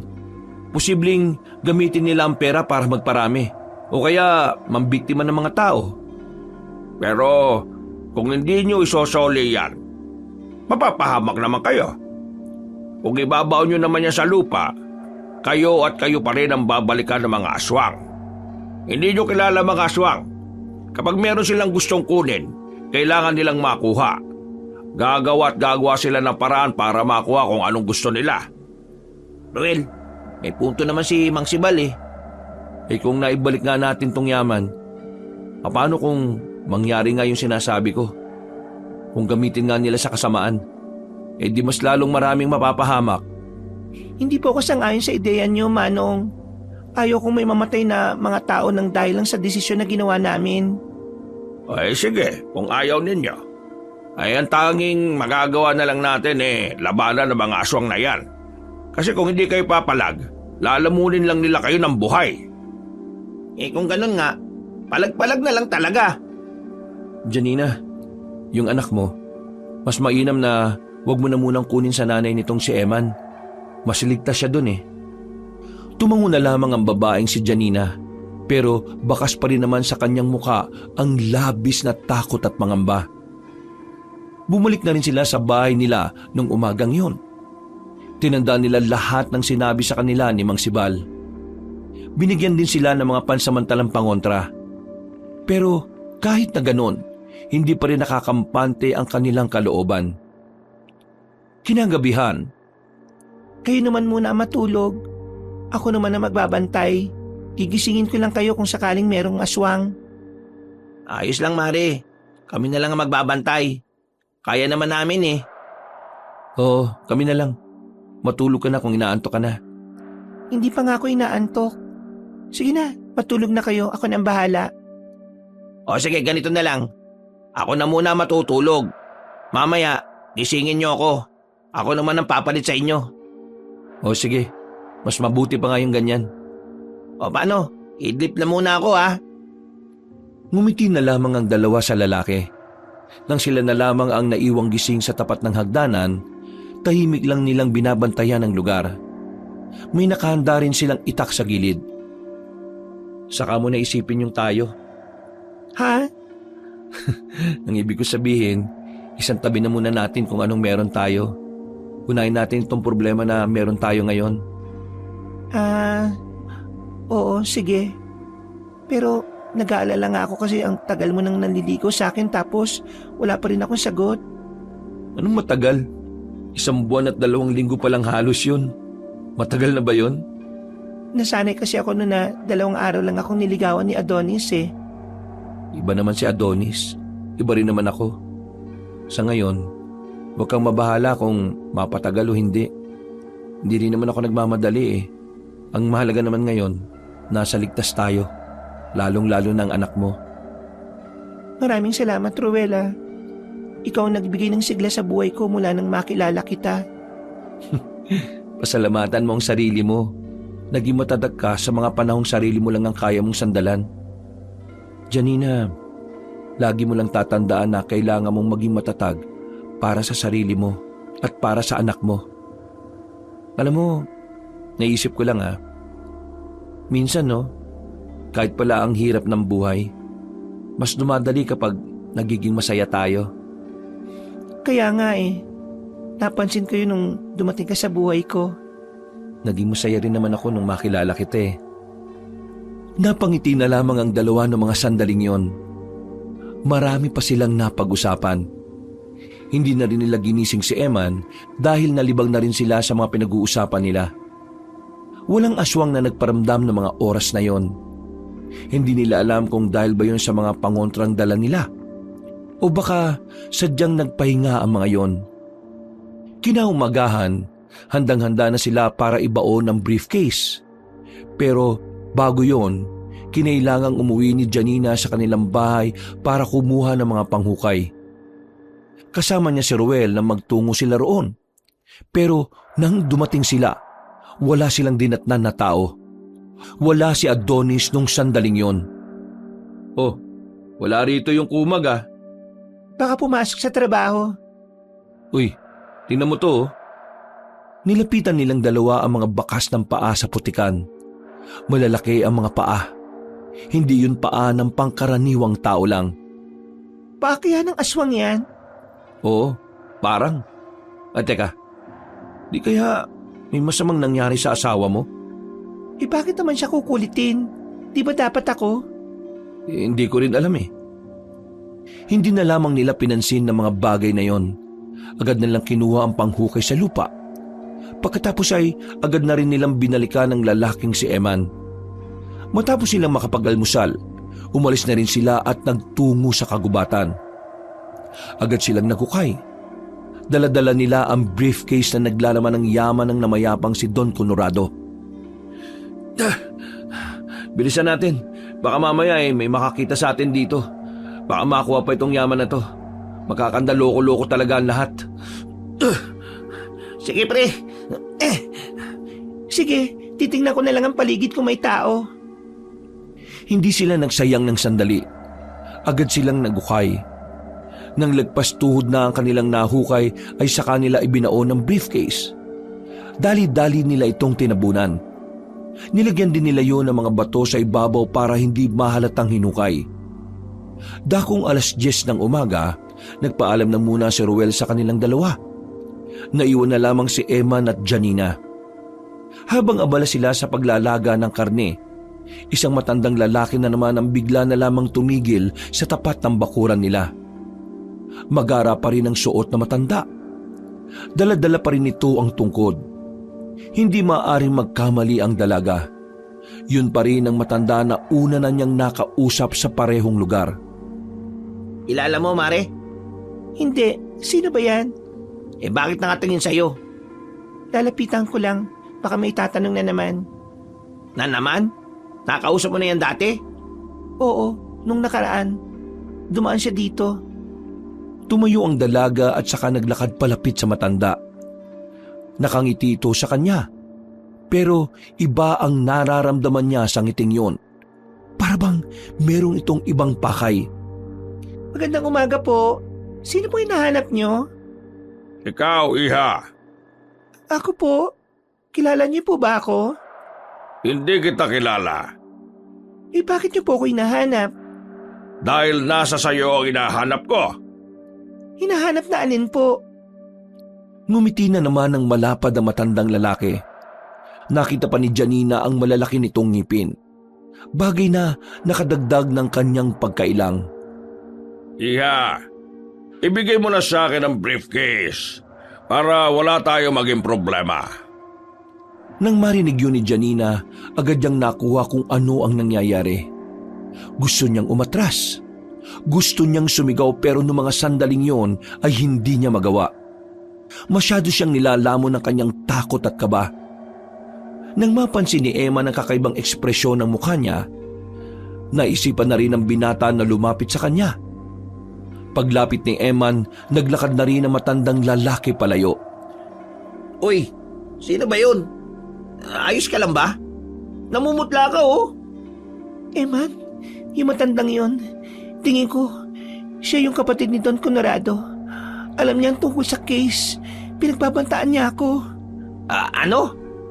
Teka nga. Dito ka lang, ah. Dala ang isang itak. Sinubukan ni Emma na habulin ng matandang lalaki. Pero bigo itong maabutan yun. Si Janina naman ay napaupo na lamang sa gilid. Nanginginig siya sa takot. Pinagpapawisan din siya ng malamig. Pakiramdam niya kasi, noong mga sandaling yun, nasa kabilang hukay na ang kanyang paa. Kakaiba ang presensya na matanda. Nakangiti pa lang yun sa kanya, matinding kilabot na agad ang kanyang nararamdaman. Hindi ko na inabutan. Biglang nawala eh. Pare, kalma ka lang. O ito, magtubig ka muna. Kilala na niya ako. Ibig sabihin lang nito, alam na niya kung kanino niya kukunin yung yaman. Paano niya nalaman? Paano niya nalaman na ako ang iniwanan ng mana ni Don Conrado? Kagaya nga na sinabi ni Roel, baka sa amoy ng briefcase. Malalakas kasi ang pang-amoy ng mga aswang na yan eh. Pero magpasalamat na lang tayo dahil hindi kanya sinaktan. Siguro wala naman talaga siyang plano na saktan ka. Yung yaman lang talaga yung balak niyang kunin. Maging si Ruel ay nabahala rin ng makabalik na ito. At dahil pakiramdam niya hindi na sila ligtas, minabuti nilang umalis na sa bahay nila Eman. Tumungo sila sa bahay ni Ruel. Malaki ang bahay ni Ruel dahil may kaya ang pamilya nito. Ang kaso nga lang, nakatirik ang bahay nila sa malawak na damuhan. Ang kasunod pang bahay, ilang metro ang layo. Pasensya na kayo sa bahay ko ha. Minsan ko lang din ito mapasyalan kasi nga masyadong nakakabagot dito kapag mag-isa ka lang eh. Kaya pala doon ka sa baryo namin nangungupahan ha? Oo, nakakailang tumira dito eh. Lalo na ngayon, kapag tumira ako dito ng mag-isa, baka hindi naman ako makatulog. Buti na lang kasama ko kayo. Ang laki ng bahay mo. Bigay sa akin to ng mama ko. Ngayon kasi nasa ibang bansa na sila eh. Ako na lang ang hinihintay nila. Nako, paano yan kapag umalis ka na? May iwan mo rito si Janina. Napatingin si Ruel kay Janina ng seryoso. Pero bigla na lang itong napangiti at napailing. Kaya ko bang iwan si Janina? Siyempre hindi, no? Isasama ko yan, pati si Bimbo. Ay, kinilig naman ako doon, Mars. Baliw. Pinapatawa ko lang kayo. Alam niyo naman na nasa peligrong kalagayan tayo ngayon. Hindi natin alam kung anong mangyayari sa atin sa mga susunod na araw eh. Kaya habang ligtas tayo, sulitin na natin ang pagtawa natin, di ba? Mga bandang tanghali habang naghahanda na ng pagkain ng dalawa, bigla na lamang sumama ang pakiramdam ng babaeng si Janina. Hindi niya alam kung bakit bigla na lang nag-init ang kanyang buong katawan. Hindi naman siya nahihilo, pero pakiramdam niya meron siyang pasan-pasan sa katawan dahil sobrang bigat. Nasa loob siya ng silid. Kahit sinarado na niya ang mga bintana at nagkumot na rin siya na makapal, talagang nilalamig pa rin siya. Ginaw na ginawang babae. Yung pakiramdam niya, para siyang may yakap na yelo habang hinahanginan ng malakas. Hindi na siya makabangon. Bigla ring nanghina ang kanyang tuhod at mabuti na lang dumating si Eman. Oh, Mars, ano nangyayari? Bakit parang lamig na lamig ka yata? Tirik naman ang araw sa labas. Pare, hindi ko alam. Bigla na lang sumama ang pakiramdam ko eh. Teka, kukuha lang ako ng gamot. Meron ako sa bag. Kahit na pinainom na siya ng gamot, tila mas lalong lumala pa ang lagnat niya. Dahil sa mga sandaling iyon ay nakakaramdam na rin siya ng pagkahilo. At ang mas malala pa, paulit-ulit niyang naririnig ang tinig na matandang lalaki na nakausap niya. Hindi niya alam kung bakit, pero may kutob na siyang may kinalaman doon ng matandang yon. Alam niyang aswang yon, kaya hindi malabo ang matanda ang may kagagawan kung bakit siya biglang nagkasakit. Eman, tingin ko, kailangan natin papuntahin dito si Mang Sibal. Bakit si Mang Sibal? Di ba dapat itakbo na natin siya sa ospital? Lumala yung kalagayan niya nung pinainom mo siya ng gamot eh. Di kasalanan ko? Hindi, sira ulo ka ba? Ang sinasabi ko, kapag binibigyan siya ng gamot, parang pinalalakas lang nito yung sakit niya. Ang kutob ko kasi, yung matandang aswang ang dahilan kung bakit siya nakakaganito ngayon. Sige na, magmadali ka na. Puntaan mo na si Mang Sibal. Hindi na nagsayang pa ng sandali ang binatang si Eman. Tumakbo na ito palabas ng bahay. Hindi naman kalayuan ang kanilang baryo mula roon. Kaya makalipas lang ang ilang minuto, nakabalik na ang lalaki kasama si Mang Sibal. Mabuti naman at nandito na kayo kaagad. Si Janina kanina pa hindi nagsasalita eh. Kinakausap ko pero walang tugon. Gising siya. Nakatingin lang sa akin. O sige, dalhin niyo ako sa kanya. Agad na nagtungo ang albularyo sa kinaroroonan ng dalaga. Pagtingin nila roon, nakita nilang kulay ubi na ang labi ni Janina. Malimig na rin ang palad. Ayon sa matandang albularyo, madali lang daw gamutin yon. Kaya naman, napanatag na rin ang kalooban ni Ruel at Eman. Kailangan niyo akong tulungan. Lahat ng sasabihin ko ihanda din niyo. Hindi to pwede kumabot ng 6:00 ng gabi. Mas malakas ang kapangyarihan ng aswang na yon kapag kakagat pa lang ang dilim sa paligid. Inilatag ni Mang Sibal ang lahat ng mga hakbang. Nakinig naman ng dalawa. Agad nilang sinunod na matanda at maya-maya lang nagsimula na rin ang albularyo sa ginagawa nito. Maraming hinahampas na halaman si Mang Sibal sa mukha ni Janina. Nung una, akala ng dalawang binata ay pinagtitripan ni Mang Sibal ang babae. Pero maya-maya lang, nakita na lamang nilang unti-unting nawawala ang pangingitim ng labi ni Janina. Bumaba na rin ang lagnat nito. At maya-maya lang, nagkaroon na rin ng malay ang babae. Iha, sabihin mo nga sa akin, anong mga nakita mo habang wala kang malay? Madilim. Isang paligid na maraming punong kahoy na lagas na mga dahon. Tapos, meron ako nakitang matandang lalaki. Yung matandang aswang na nakausap ko. Nakita ko siya. Sinasabi niya sa akin na ibigay ko ang yaman. At kung hindi, marami ang mapapahamak. Hanggang panaginip. Nanggugulo pala yung aswang na yun ah. Pero Hindi natin pwedeng ibigay. Kasi kahit ibigay naman natin, manggugulo pa rin naman sila eh. Mukhang isang gulo ang uusbong. Kailangan natin pagandaan yon. Pero, paano? Ano naman ang magagawa natin laban sa kanila? Mano-mano, patayan kung patayan. Paano kung marami sila? Yun ang problema natin.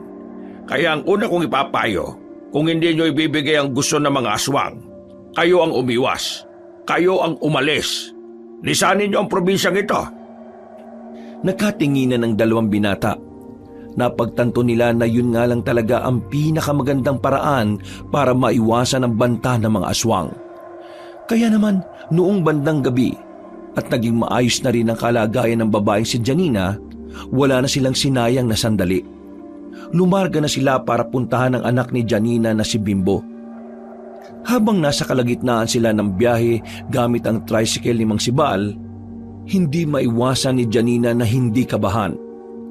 Nakakadagdag pa ng kanyang takot ang kakaibang lamig na meron ng paligid.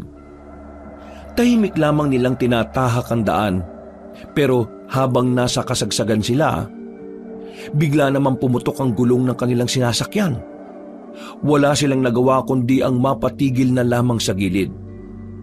Ay nako, nakakainis naman talaga tong si Roger Kung kailan saka pa naputokan ng gulong.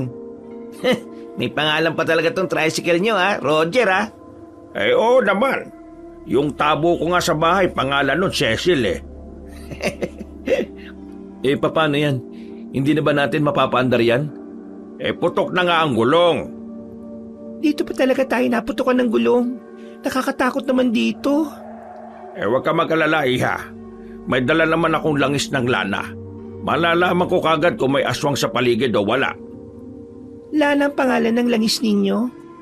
Ibig kong sabihin, lana ang tawag sa langis na nakakaramdam ng presensya ng mga aswang. Pwede po pala yung ganon? Ay, oo naman. Basta, marami pang mga gamit sa pang-albularyo ang medyo weirdo kong pakinggan.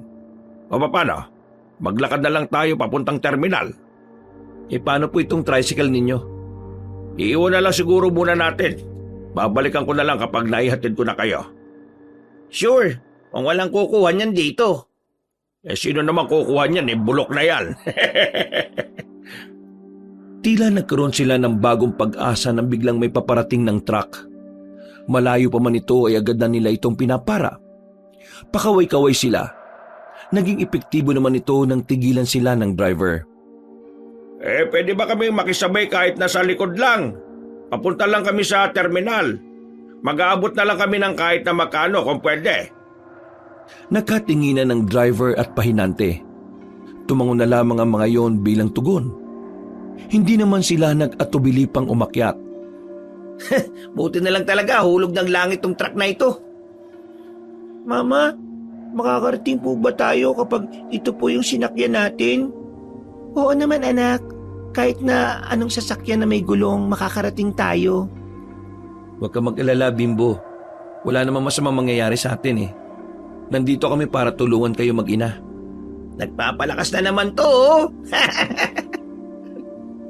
Tinapik na lamang ni Ruel si Eman sa balikat. Sa mga sumunod pang sandali, nanahimik na muna sila. Pero makalipas lang ang halos 10 minuto, napapansin nilang tila ba iba na ang kanilang dinaraanan. Biglang tumigil ang truck. Nasa gitna sila ng kalsada na parang matagal nang abandonado. Sumilip si Janina. Pagtingin niya sa driver at pahinante, iba na ang mukha ng mga yon. Naku, aswang! Aswang? Sino? Yung dalawang lalaki sa loob! Imposible! Bakit hindi kumulo yung langis ko? Agad-agad silang nagsibabaan sa truck. Kinikilabutan ng malala ang babaeng si Janina. Kung ano-ano na kagad ang kanyang naramdaman at naiisip. Magsibal, akala ko ba langis ng lana yan na makakapag-detect ng mga aswang? Nako, maling langis pala itong nadala ko. Langis pala to sa sakit ng tuhod. Lintik na yan Ay nako, pambira naman talaga kayo Mang Sibal Nang makababa na sila, nakalabas na rin ang dalawang aswang sa truck. Dahil sa ilaw ng truck, nakita nila ang anyo ng dalawang lalaki. Para itong mga asong nauulol. Nakalabas pa ang mahahaba nilang dila. Tik-tik ang mga lintik! Inilabas agad ni Mang Sibal ang kanyang itak, habang dumudukot naman ng kutsilyo si Ruel. Man, ikaw nang bahala sa mag-ina.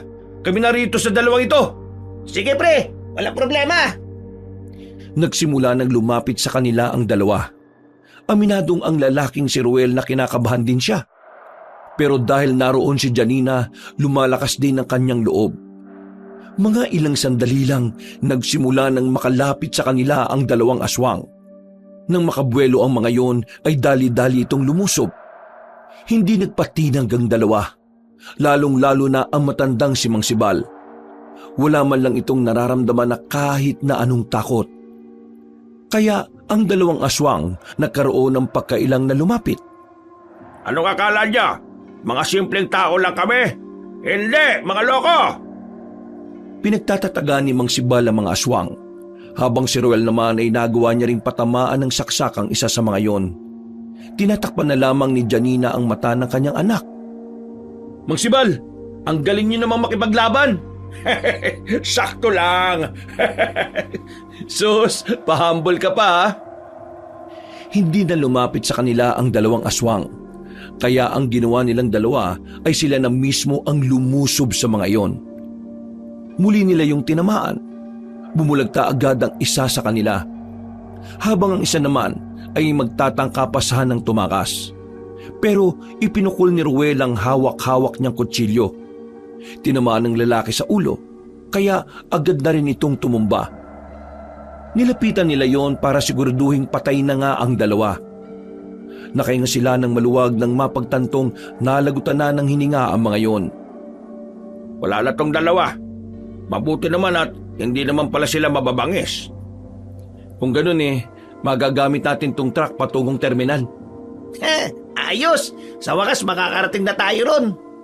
Marunong ka ba magmaneho? Ako? Ay, hindi ikaw, Eman? Nakto! Pampirang buhay naman talaga to. Walang marunong magmaneho sa atin dito. Tricycle lang ang kaya ko Napakamot na lamang sila ng ulo ng mga sandaling yon. Buong akala kasi nila ay sinuwerte na sila. Mas lalo pala silang minalas. At dahil wala namang may kaya magpaandar ng sasakyan, balik lakad na lamang sila. Sabi mo lang kapag masakit na ang paa mo ha, kakargahin na lang kita. Hindi na po. Kaya ko pa naman po maglakad. Sigurado ka? Mahaba-haba pang lalakarin natin. Opo, sigurado po ako. Dumaan ang halos 1 oras sa paglalakad. Nakaramdam na rin sila ng pagod. Bibihira na lang ang dumaraan na sasakyan nun. Hindi na rin nila pinapara sa takot na baka biglang aswang na naman ang mga nasa loob ng sasakyan. Nagpahinga sila sa gilid. Naupo sila sa mga punong nakatumba. Sa mga pagkakataong ito, bitbit na ni Ruel ang bata habang masarap na ang tulog. Sige na. Magpahinga na muna tayo sandali. Ako na bahala magbantay. Hindi na, Mang Sibal. Hindi naman tayo matutulog dito Halos nasa 10 minuto rin silang naroon. Pero sa mga sumunod na sandali, dito na nila napagtanto na nasa tiyak na panganib na pala ang kanilang buhay. Ito na nga ba sinasabi ko Hindi ako maaaring magkamali. Aswang yung mga paparating. Iya, tumakas na kayong dalawa ng anak mo. Pero paano kayo? Sige na, kami dalawa na lang dito ni Mang Sibal. Eman, sama mo silang dalawa Sigurado ba kayong kakayanin nyo? Huwag ka na nga magtanong, gawin mo na lang, bilis. Doon na kayo dumaan sa bandang yon. Dalian nyo. Kahit nalabag sa kalooban nilang iwan ng dalawa, sinunod na lamang nila ang utos ng mga yon. Pumasok sila sa kabilang parte ng kagubatan. Hindi sila tumigil sa pagtakbo. Kahit na kumakabog ang dibdib ni Janina, pinipilit niyang tumindig para sa kanyang anak. Hindi na niya iniinda ang panlalambot ng kanyang tuhod ng dahil sa takot. Nang makalayo-layo na sila, ay pansamantala silang tumigil para magpahinga. Namumulikat na rin kasi ang paa ni Janina. Ibaba mo muna si Bimbo. Ituwid mo yung mga hita mo, iilutin ko. Sobrang sakit. Buti na lang ay marunong si Eman ng mga ganoong bagay. Kaya naman madali rin namang naging mabuti ang paa ng babae. Ang kaso nga lang, sa kanilang kinalalagyan ay nakaramdam din sila ng parabang meron ding ibang naroroon. Sumiksik sila sa gilid.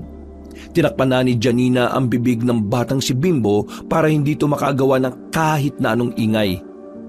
Pero sadyang kinakapitan sila ng kamalas-malasan sa mga sandaling yon. Bigla na lamang kasing nautot ang batang si Bimbo. Hindi lamang utot, malakas pa ang tunog. At napakabaho. Dahil doon, tuluyan na ngang nabuko ang kanilang pinagtataguan. Nakita sila ng mga aswang. At noong mga sandaling yon ay lalo silang kinilabutan nang makita ang matandang aswang. Ang matandang una nang nakausap ni Janina sa harap ng bahay nila Eman. Mabuti naman at hindi mo na ako pinahirapan, Iha. Pakiusap, huwag niyo kaming sasaktan. Sasaktan? Sino nagsabing sasaktan ka namin? Hindi kami mananakit. Basta gagawin mo lang ang ipinag-uutos ko. Una, kailangan mong ituro sa akin kung nasaan ang yaman ng kuya ko. Alam kong sa iyo napunta ang kayamanan ng kapatid kong napatay namin. Kaya ikaw, kung ayaw mong may masaktan sa inyo, lalong-lalo na ang anak mo, ibigay mo sa akin ang kailangan ko. Pero hinabilin niya sa akin na kahit na anong mangyari, hindi namin pwedeng ibigay sa inyo ang kayamanan na yon. Gagamitin niyo daw sa kasamaan yon. Gagamitin namin sa kasamaan? Sinabi niya ba talaga yon? Nakakatawa. Hindi ko alam kung ano ba talaga ang dahilan kung bakit masama ang tingin niya sa akin. Pero huwag ka mag-alala, Iha. Wala namang pupuntahan na kasamaan ng kayamanan. Kailangan ko lang talaga yon para simulan ng mga negosyong nasa isip ko. Nililin lang niya lang tayo. Baka manahimik ka! Hindi ka kasali sa usapan. Itikom mo yung bibig mo kung ayaw mong ipalapa kita sa mga kasama ka. Natamemi ang lalaking si Eman. Natatakot din ito sa maaaring gawin sa kanya ng mga aswang. Yeah, kailangan ko na ang sagot mo. Ituturo mo ba sa akin kung nasaan ang yaman o masasaktan ang pinakamamahal mong anak? Mama, nakakatakot naman po sila. Sino ba sila? Bata, gusto mo bang magpakilala pa ako sa'yo? Ako nga pala si Dorobo, ang pinuno ng mga aswang at ang kapatid ng matandang pinanggalingan ng yaman na hawak ninyo. Mama, totoo ba sinasabi ng matanda? Huwag mo siyang pansinin, anak. Mama, natatakot po ko. Baka po saktan niya po tayo. Hindi ko hayaan masaktan ka ng isang ito. Akong bahala sa iyo, anak. Ano ba? Umahaba na ang usapan. Kung hindi ka sasagot ng maayos, papatayin ko na ang anak mong yan. Wag! Sasabihin ko na kung nasaan namin ibinaon ng yaman. Nasabihin mo rin pala, ang dami mo pang idinaldal. Biglang hinaltak ng mga aswang ang babae. Susunod sana si Eman pero hinarangan ito ng matandang si Dorobo. Hayaan ko kayong makatakas gaya ng sinabi ko kanina. Kaya wag na kayong makialam. Ang kailangan lang namin ay siya. Huwag niyo siyang sasaktan. Nakikiusap ako. Manong, huwag niyo pong saktan nanay ko. Parang awa niyo na po. Siya na lang po ang pamilya ko eh. Nako, dinadaan niyo ako sa iyak. Huwag ka maglala. Hindi naman siya masasaktan kung wala siyang gagawin ay kagagalit ko. Hindi na nakasunod pa si Eman. Dinala na ng mga aswang ang babaeng si Janina. Sa mga pagkakataong ito, pakiramdam ni Janina ay yun na rin ang huling sandali niya sa mundo. Ilang oras din siyang kinakaladkad ng mga yon. Nang makarating na sila sa mismong parte ng gubat kung saan nakabaon ng yaman, biglang humaba ang kuko ng matandang si Dorobo. Itinutok yun sa kanyang leeg at nagbanta. Kapag may ginawa kang hindi maganda, mayayari ka sa akin. Sumunod ka lang. Ituro mo sa amin kung nasaan ang yaman at doon lang matatapos ang usapan natin. Nandito na nga tayo. Kaladkad pa kayo ng kaladkad. Nasaan? Diyan sa ilalim ng mga batong yan. Ano pang hinihintay nyo? Hukayin nyo na yan! Nagmamadali ang mga aswang. Kinalkal nila ang lupa. At makalipas nga lang ng halos 5 minuto, nakita na nila ang isang briefcase. Agad itong kinuha ni Dorobo. Tinapatan ng ilaw. Tila abot hanggang langit ang ngiti nito nang makita ang mga diamante sa loob, pera at mga mahalagang papeles. Sa tagal lang inintay ko, ngayon ko lang malalasap ang tunay na kaginhawaan. Sa wakas, magagawa na natin ang lahat ng binabalak natin. Mas magiging marami na rin tayo. May pera na tayo eh. Ang sabi mo hindi mo gagamitin sa kasamaan yan. At sinong nagsabi na dapat kang maniwala sa isang aswang na kagaya ko? Ibig sabihin, hindi ka susunod sa napag-usapan? Abay malamang hindi. Sino ka ba para pasunurin ang pinuno ng mga aswang? Napakasama mo naman. Paano mo kinakaya na gamitin ang perang hindi naman sa'yo? Wala ka ng pakialam. Kapatid ko si Coronado. Kaya ako lang ang nag-iisang pwedeng makinabang dito. Naibigay ko na sa'yo ang kailangan nyo. Patakasin nyo na ako. Patakasin? Sige. Takas na! Sinamantala ni Janina ang pagkakataon. Mabilis siyang tumakbo. Hindi na niya nilingon pa ang mga aswang. Nang makalabas na siya ng kagubatan, dumiretso na muna siya sa kanilang bahay. Nang dumating siya roon, inabutan niya si Adonis na kalmadong nagluluto ng kung ano. Napatayo ang binata nang makita siyang natataranta. Oh, nasabi ko na nga be. Babalik ka rin sa piling ko eh. Ano? Namimiss mo yakap ko at talik ano? Pwede ba? Manahimik ka na nga sa kakaganyan mo. Yung briefcase, nakuha na ng mga aswang. Ano? Paano nangyari yun? Saan niyo ba nilagay? Hindi ko alam kung nasaan na sila Ruel, si Eman at pati ang anak natin. Kinuha ko ng mga aswang. Sana nasa mabuting kalagayan lang sila. Yan! Katangahan mo kasi. Kakasama mo dyan kay Ruel eh, napapahamak na ang buhay ninyo. Kung sa akin ka na lang kasi sumama, edi walang magiging problema. Tingnan mo ko, ang kalmado ng buhay. Hindi ko kailangan ng mga sinasabi mo. Manahimik ka nga muna. Eh bakit ka pa umuwi dito?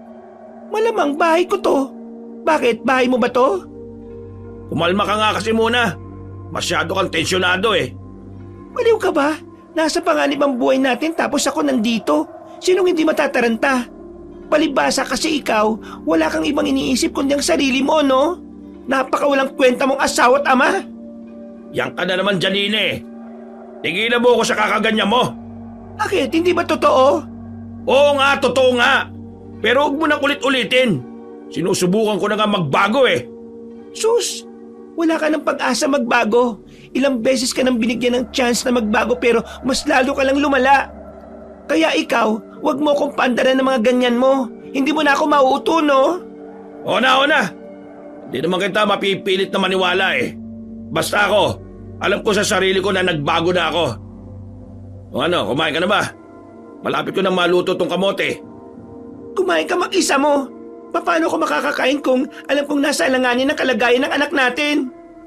Pag natapos na tayong kumain, tutulungan kitang hanapin sila.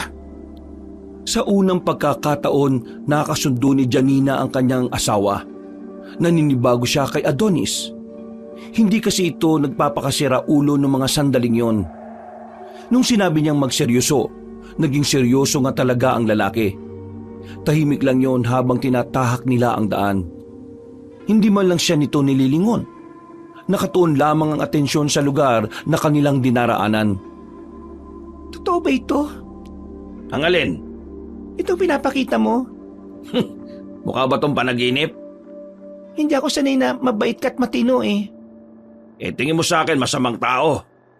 Pero kung sa bagay, hindi naman kita masisisi kung gano'n ang tingin mo sa akin. Wala rin naman kasi akong ginagawang matino dati eh.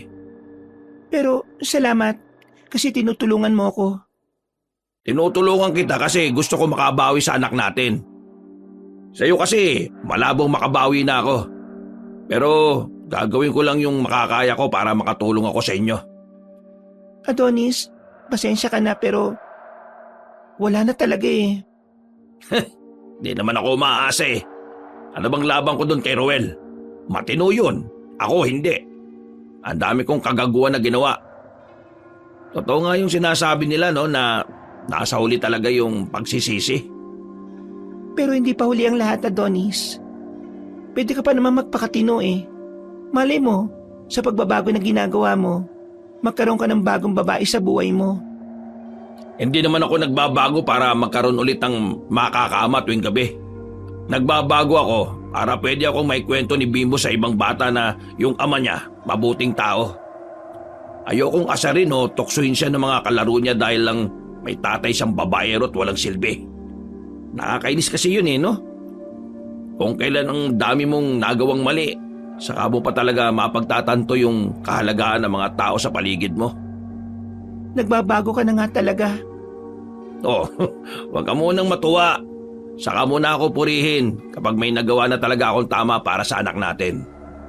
Pero sa'yo, iisip ako ng ibang paraan para makabawi. Hindi na para bumalik ka sa akin kundi para na lang maiparamdam ko sa'yo na mahalaga ka rin sa akin. Sandaling namayani ang katahimikan sa pagitan nila. Tila nagkaroon ng kaunting ilangan. Hindi kasi talaga sanay ang dalaga na nakakausap niya sa ganoong paraan si Adonis. Pero ganun pa man, ipinagpapasalamat na lamang niya na sa mga sandaling yon kakampi niya si Adonis. Hinila na lamang ni Adonis bigla ang babae papunta sa may gilid nang may narinig silang malakas na sigawan ng mga aswang. Tila ba galit na galit. Mga aswang yun pero bakit parang nagwawala sila? Ibinigay ko na nga sa kanila yung yaman na kailangan nila. Huwag mo na silang intindihin. Ang mahalaga ngayon, kailangan nating mahanap ang anak natin. Pero paano natin sila mahanap kung pag-alagala naman sila sa gubat? Kaya kailangan natin mag-ingat. Kasi kung tatanga-tanga tayo, di mamamatay tayo ng maaga. Pero kung ikaw ang kasamang mamamatay, baka masaya akong matitigok. Ay naku, umayos ka nga. Yan ka na naman eh. Pinapatawan lang kita. Masyado kang seryoso Pinakinggan lamang nila ang mga aswang na tila nagngangalit. Halos 5 minuto rin nila yung naririnig. Nang mawala na ang mga ingay, hindi na rin sila nag-atubili pang umalis sa kanilang kinalalagyan. Sa gilid ng kalsada lamang sila naglalakad. Nagawa naman nilang makalagpas doon. Maswerte ding nakita nila sila Eman sa isang lumang terminal ng tricycle na di rin namang kalayuan sa kanilang baryo. Nagtago na muna sila roon. Mama, mabuti naman po't ligtas ka. Niligtas ka po ba ni Papa? Bimbo, anak. Hindi ko niligtas ang mama mo. Umuwi lang siya ng bahay ng ligtas.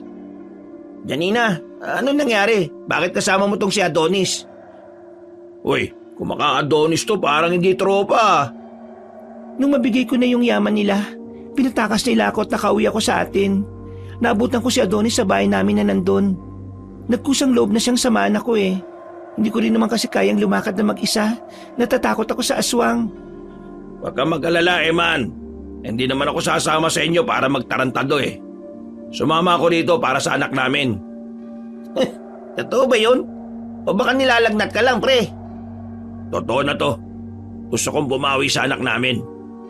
Sabi ko na nga ba, mabait si Papa O, kita mo yan, pre Kahit sira ulo ka, tingin sa'yo ng anak mo, mabuti kang tao. Kaya sana tuloy-tuloy na yan, Sos, hindi mo naman kailangan sabihin niya sa akin, pre. Kaya ko naman magbago mag-isa Sila Roel at Mang Sibal, hindi niyo ba sila nakita? Hindi. Hindi ko na rin naman sila inanap. Inisip ko na lang tong si Bimbo Ano ba kasi ang napag-usapan ninyo? Ang dapat kasi aalis na kami dito sa atin. Pero bigla naman nagkaroon ng ilang beses na aberya kaya wala rin nangyari. Dapat nagsabi kayo sa akin. Pwede naman akong manghiram ng sasakyan sa mga tropa Malay ba naman namin kung sira ulo ka pa rin? Tara, bumalik tayo sa atin. Pupuntahan ko yung tropa. Merong jeep yon. Close jeep siya. Kaya hindi naman tayo agad mapapasok ng mga aswang o sakali. Paano si Roel at si Mang Sibal? Kung sakali mang madaanan natin, hindi sama natin. Pero kung hindi, wala na tayo magagawa. Hindi natin sila pwedeng iwan. Tinulungan din nila kami para makaligtas kami. Janina, isipin mo na lang si Bimbo. Kung hihintayin pa natin sila, nasasayang ang kahit isang segundo na sana nasa ligtas ng kalagayan ng anak natin. Janina, Mars, sa ngayon, sangayon ako kay pare. Si Bimbo kasi ang pinakadiyado sa sitwasyon na to Napatango na lamang ang babaeng si Janina. O sige, ganito na lang pala. Dumito lang muna kayo. Ako na lang ang babalik sa atin para kahit papaano hindi makahalata ang mga aswang. Nagtataka ako. Di ba nabigay mo na yung yaman? Bakit natatakot pa tayo sa kanila Wala naman na tayong atraso. Kanina nga, narinig namin sila sa gubat. Parang galit na galit sila Kaya hindi tayo pwedeng maging kampante. O sige na. Alis na ako. Baka mamaya umalis pa yung tropa ko. Wala pa tayong masakyan. Papa, mag-iingat ka po Ha? Ako pa ba, anak? Agad nang umalis ang lalaking si Adonis, habang sila Janina naman ay naiwan sa kanilang pinagtataguan. Sa hindi malamang dahilan, nakaramdam ng kaba ang babaeng si Janina. Kahit na maraming atraso sa kanya si Adonis, hindi niya may kakaila na kahit na papaano ay meron siyang nararamdamang pag-aalala.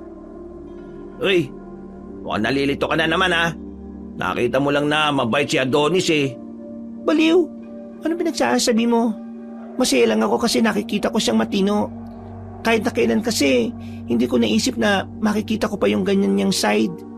Ganyan na ganyan kasi siya nung bago pa lang kami makakilala Sa bagay, ako rin Ngayon ko lang nakita na ganyan siya. Nakakatuwa. Sana ganun na lang siya palagi no? Huminga na lamang ng malalim si Janina. Pero sa kabilang banda, napangiti na lang siya ng palihim. Masaya siya sa nakikita niya kay Adonis. Pero si Ruel na ang nilalaman ng kanyang puso. Makalipas ang halos 1 oras, hindi pa rin nakakabalik ang lalaking si Adonis. Kinakabahan na sila na baka merong nangyaring masama. Hindi na mapakali si Janina. Naiiyak na rin ang batang si Bimbo. Pero nabuhayan sila ng dugo na makita nila ang isang jeep na paparating.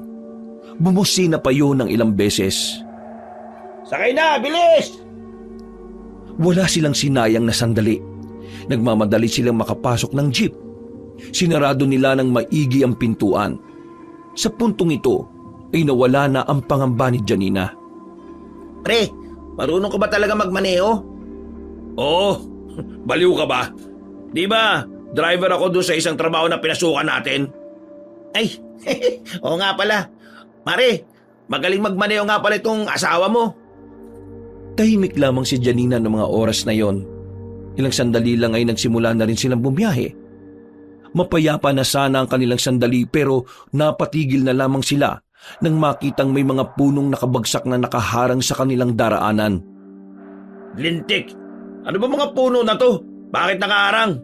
Hindi naman bumagyo para humarang sila dyan Pre, masama ako tub ko nito. Bakit? Tingin ko, kagagawan to ng aswang. Sa sinabing yun ni Eman, otomatikong nagtindigan na naman ang balahibo ng babaeng si Janina. Muling umarangkada ang kaba sa kanyang kalooban. Pero mas lalo siyang nawindang nang maramdaman nila ang presensya ng mga nilalang. Tila planado ang lahat para sa mga aswang. Para bang alam ng mga yon ang kanilang balak na pagtakas. Umapit kayo! Inatras agad ni Adonis ang jeep na kanilang sinasakyan. Sabay kabig para makaabante. Nang pinaharurot na niya ang sasakyan, nakita nilang naglabasa na ang mga aswang sa paligid. Hinahabol na sila ng mga yon. Ang bibilis tumakbo. Para mga zombie na napapanood lang nila sa mga pelikula. Adonis naman, baka naman mabangga tayo sa sobrang bilis mo. Babagalan ko, baka naman maabutan nila tayo. Mag-ingat ka na lang, pre. Naku, malapit na sila, pre. Malapit na. Pesting yan. Ang bilis naman ng mga to. Yung anak mo natatakot na. Mapa, mga bumabangga tayo. Kahit gusto pang ipaharurot ni Adonis ang sasakyan, napilitan na lamang itong bagalan ng kaunti para kahit na papaano ay mawala ang takot ng bata. Pero sa ginawa niya namang yon, ay mas nalagay ang mga sarili nila sa alanganin. Tuluyan na silang naabutan ng mga aswang. Naramdaman na lamang nilang may aswang na sa bubungan. Man, marunong ka ba magmaneho? Bibirayin ko lang yung nasa taas. Pre, hindi ako marunong Ay, pambirang buhay to. Ano na lang ba kala mong gawin? Ako na lang ang bibira. Sisilip na sana si Eman sa bintana pero muntikan na itong mahawakan ng aswang na naroon. Agad itong bumalik sa loob. Gamit ang bakal na tubo'y pinalo niya ang kamay ng aswang. Hindi nagtagal, bigla na lang nagpagewang-gewang ang jeep. Adonis, ano nangyayari? Nawawalan na ako ng kontrol. Ang dami nila sa bubungan. Pre, magpreno ka! Agad na nagpreno si Adonis. Tumilapo ng mga aswang sa harapan. Nang subukan ni Adonis na magpaharurot ulit, bigla na lamang may tumunog ng malakas sa makina. Dahilan para tumigil ang makina at hindi na sila makaalis. Sa puntong ito, hindi na nila alam ang gagawin. Hindi sila maaaring manatili sa loob dahil mamamatay silang lahat. Kaya naman agad na lumabas si Adonis dala ang bakal na tubo. Pinagahampas nito ang mga aswang na nasa labas. Takbo na! Bilisan niyo na! Paano ka? Takbo na! Diyos ko naman oh! Palis na sana sila Janina pero bigla naman dumating ang aswang na si Dorobo kasamang iba pa nitong mga bataan. Napalibutan na sila ng mga aswang. Wala na silang nagawa kundi ang magdikit-dikit. Ano ba ba ang kailangan niyo sa amin? Huwag ka magsalita na parang wala kang alam! Binato ni Dorobo ang briefcase sa kanilang harapan. Galit na galit ito. Nanlilisik ang mga mata at parang maya-maya lang ay papaslangin na silang lahat. Hindi ko alam ang sinasabi mo. Ibang papeles ang nakalagay dito. Wala rin ang mga diamante. Pera lang ang mga natira.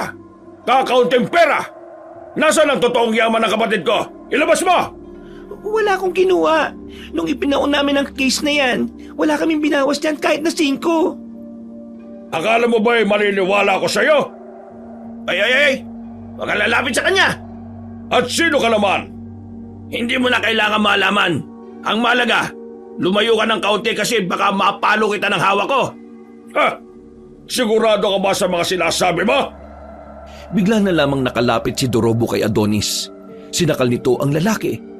Namumula na ang mukha ni Adonis nang ibagsak siya ng malakas sa sahig. Tumama ang likod ni Adonis sa semento kaya hindi ito agad nakatayo. Ba't ka? Sinaktan mo ang papa ko! Papa mo pala ang isang ito. Gusto mo bang makita kung paano ko siya unti-unting papatayin? Huwag mo siyang kausapin ng ganyan!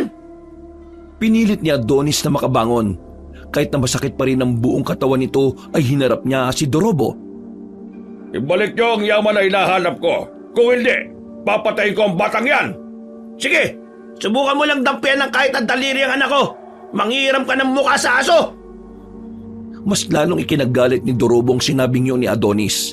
Dahil dito, nakatikim ng suntok ang lalaki. Kahit na matanda na ang aswang nakaharap niya, ramdam na ramdam ni Adonis ang sakit. Para siyang susuka ng dugo. Pakiramdam niya ay may nabali sa kanyang buto. Pre, o naman kasi, manahimik ka na lang. Pakiusap, itigil niyo na ito. Binigay ko ng kailangan ninyo. Hindi ko na problema kung hindi niyo kaya makontento. Baliw ka ba? Paano ko makukontento kung wala naman dyan ang gusto ko makuha? Kung hindi ko makukuha sa inyo ang kailangan ko, abay, mas maigi pang patayin ko na lang itong batang ito! Wala silang nagawa nung biglang makalapit ang matanda sa gilid ng bata. Malakas nitong hinila si Bimbo. Humabang bigla ang kuko ni Dorobo. Itinutok nito ang kuko sa liig ng bata. Wag! Parang awa niyo na. Nakikiusap ako. Ako na lang saktan niyo. Huwag niyong idamay pang anak ko. Lumabang ka ng patas! Huwag mong idamay yung mga walang kalaban-laban! Ito ang patas! Ang mawalang kayo ng... Naalarma ang mga aswang na makarinig sila ng malakas na sigawan mula sa gilid. Kahit si Dorobo ay napukaw din ng atensyon. Nakita na lamang nila ang mga taong nanggagaling sa loob ng kagubatan. Nang makita ni Adonis na nawala sa focus sa matandang aswang, madali itong lumapit at saka inagaw ang kanyang anak na si Bimbo. Pero dahil sa kanyang ginawa, nagalit si Dorobo kaya agad nitong kinalmot si Adonis sa likuran. Agad na napahiga ang lalaki. Isusunod na sana sila ng matandang aswang pero dumating naman si Mang Sibal kasama ang mga tao. Pinagtatataga sila at sa sobrang biglaan ng mga pangyayari, hindi na rin nakagawa pa ng pagdepensa ang mga aswang. Marami agad ang nadali sa kanila. Noel! Ngayon na! Bigla na lamang lumabas si Ruel malapit kay Dorobo. Nagulat ang matandang aswang kaya hindi na rin ito nakailag pa. Tinarak ni Ruel ang isang katana na di umano ibinabad yon sa iba't ibang uri ng likido na pangontra sa aswang. Nang maitarak yun ng lalaki, kitang-kita ang panghihina ng matandang aswang. Sinundan naman din ni Mang Sibal ng isa pang tarak sa bandang dibdib naman. At dahil sa ginawa nito, tuluyan na ngang bumagsak ang pinuno ng mga aswang. Pasensya na't ngayon lang. Naghanap pa kami ng mga makakasama para tapatan ang bilang nila eh. Saktong-saktong dating ninyo. Si Adonis ba yan? Ano nangyari? Janina, malalim ang tama niya sa likuran. Ang daming dugong lumalabas. Wala na siyang malay oh. Natataranta nilang nilapitan si Adonis. Lumapit na rin si Mang Sibal. Hindi na rin mapigilan ni Janina ang mapaluha. Nako, hindi ko na kayang gamutin to. Masyadong malalim. Kailangan na natin siyang dalhin sa ospital. Noong mga sandaling yon ay buti na lang may dala silang tricycle. Agad nilang itinakbo sa ospital si Adonis. Nakaabot naman sila at nasikaso ang lalaki. Pero habang nasa pasilyo sila ng ospital, hindi naman sila mapakali. Kabadong-kabado at naiiyak na rin na baka ikamatay ni Adonis ang nangyari. Pero makalipas lang ang halos 2 oras, lumabas ang doktor at sinabing nasa tamang kondisyon na ang lalaki. Nakahinga naman sila ng maluwag. Bandang umaga, nagkaroon na ng malay si Adonis. Pre, akala ko talaga, inunaan mo na ako eh. Hindi mamamatay ang masamang damo, pre. Nasaan pala si Bimbo? Ayos lang ba ang anak ko? Ayos lang naman siya. Pinatulog na muna namin siya sa tricycle. Kasama niya si Mang Sibal. Ano, kumusta kalagayan mo? Eto, masakit pa rin ang likod ko. Sabi ng doktor malalim daw. Ako, bakit di ako namatay? Sabi, swerte daw ako. Lokong doktor yun. Pero ayos lang naman. Di ako nagsisisi na nangyari to. Ang malaga naman nailigtas ko si Bimbo. Maraming salamat, Adonis. Maraming salamat kasi pinaramdam mo talaga sa kanya na mahal mo siya. Hindi mo kailangan magpasalamat, no? Obligasyon ko yun. Obligasyon na tinakasan ko noon para lang sa sarili ko. O ikaw, Roel. O ikaw. Oh, bakit? Anong problema? Magkakaproblema tayo kapag niloko mo tong si Janina, ha? Ano bang sinasabi mo? Wala. Suko na ako. Ipapaubayan na kita sa kanya. Alam kong mas maalagaan kanya. Mas matino siya habang ako sisimulan ko palang ayusin ang sarili ko. Ang gusto ko lang, payagan mo lang sana ako makita ang anak natin. Oo naman, no. Makikita mo pa rin naman siya sa kahit na anong oras na gusto mo. Maraming salamat. Maraming salamat sa lahat. At sana dumating ang araw na mapatawad mo ako sa lahat ng ginawa ko sa inyo ni Bimbo. Hindi ko minamadali pero handa akong paghirapan na makuha yung tawad na hinihingi ko. Magbabago na ako. Hindi ko alam kung paano sisimulan pero gagawin ko na lang ang makakaya ko. Yan! Yan ang tropa ko! Huwag ka mag-alala, Adonis. Aalagaan ko ang mag-ina mo. At kahit na maging malapit pa kami sa isa't isa ni Bimbo, palagi kong ipapaalala sa kanya na mahal mo siya. Maraming salamat, pre. Pero pag magaling na ako rito, sparring nga tayo. Laki ng katawan mo no? Sarap mong dibdiban Sige ba? Hoy, tumigil nga kayong dalawa. Pero saan kayo napunta yung yaman na sinasabi ng matandang aswang, no? Inukay ko yun. Kinuha ko yung laman at pinalitan ko ng peke. Ginawa ko yun kasi gusto ko yung yaman na nandun, mapakinabangan nyo, Janina. Kayo ni Bimbo. Napakamot na lamang sa ulo si Janina ng mga sandaling yon. Pero sa loob-loob niya, laking pasasalamat niya rin kay Adonis. Kasi kung hindi yung ginawa ng lalaki, baka nagtagumpay din sa kasamaan ang mga aswang. Makalipas ang 1 buwan, gumaling na rin si Adonis. Nagsisimula na ito para sa bago nitong buhay. Hindi na ito umasang makakabalikan pa sila ni Janina. Ang mahalaga na lamang dito ay masaya si Janina. Samantala, sinagot naman na ni Janina ang lalaking si Ruel. At magmula noon, masaya na rin silang nagsama bilang bagong magkasintahan. Sa ngayon, masayang tinatamasa ng babae ang maginhawang buhay. Ginamit nila sa tama ang perang kanilang minana mula sa isang mayamang matanda. At dahil wala na ang mga aswang, makakapamuhay na rin sila ng mapayapa at walang halong pangamba. Wakas. Yes, hello mga kabangers, mga kayanggaw, kabanong uli. Once more, tayo na naman po ay magsha-shoutout sa mga nag-comment dito sa video natin na nawawalang karinderya sa Negros. So shoutout po kay Marilyn Rafael and shoutout kay Aileen de Guzman. Ito'y galing pa sa New Jersey, USA. Wow! And kay May Adorin Bestal. Galing naman to sa Saudi. And kay Marian Baranda. Yan, from Bicol, Albay Province. Kay Marian de la Fuente. And shoutout kay Perial Dacumos. Perial Dacumos. Ayan. And kay Jardin Canete. Ayan. And shoutout rin po kay Brent Suarez. Ayan. Kay Laila Salibana. Shoutout rin po kay Rowena Enriquez. Shoutout rin kay John Patricio. Ayan, siyempre sabi nga dito daw lagi siyang nakikinig.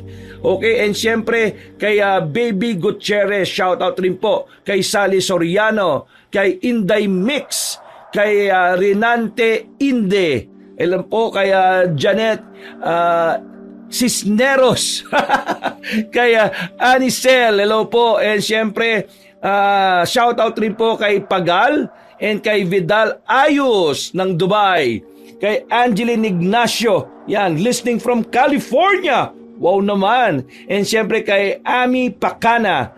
Hello rin po kay Elisias Torres. Ayan po, and shoutout rin po kay Marilu. Yan, galing po daw siya sa na lagi siyang nakikinig. And kay Marilyn Libancel. Nako, tama ba yun? Coming from Zamboanga del Sur po siya. Okay, kay Bernadita de la Cruz. Ayan, ako, nakadikit-dikit na yung mga letters nyo. And kay Flor de Liza Abadilla, hello po. Ayan, and syempre, sa walang sawa po na lagi pong nagko-comment at sumusubaybay kay Earhart The Great Vlog. Tama ba? Earhart The Great Vlog. Sabi niya, wow, thank you kabanong sa special mention. Yan. Sa Paris, France. Grabe. Buti pa yung boses ko nakarating sa Paris, France. Alam niyo po, Miss Earhart The Great Vlog. Yan po ang isa sa mga pangarap ko na marating ang Paris, France. Sana kailan kaya. And kay Josie 2575, kay Julius Cañete, ayan, and siyempre kay Eugene Vince Vicente sa Boracay naman to. Nako, Vicente at Edmar Vizca, sana makapunta ako sa Boracay, sana naman may sponsor.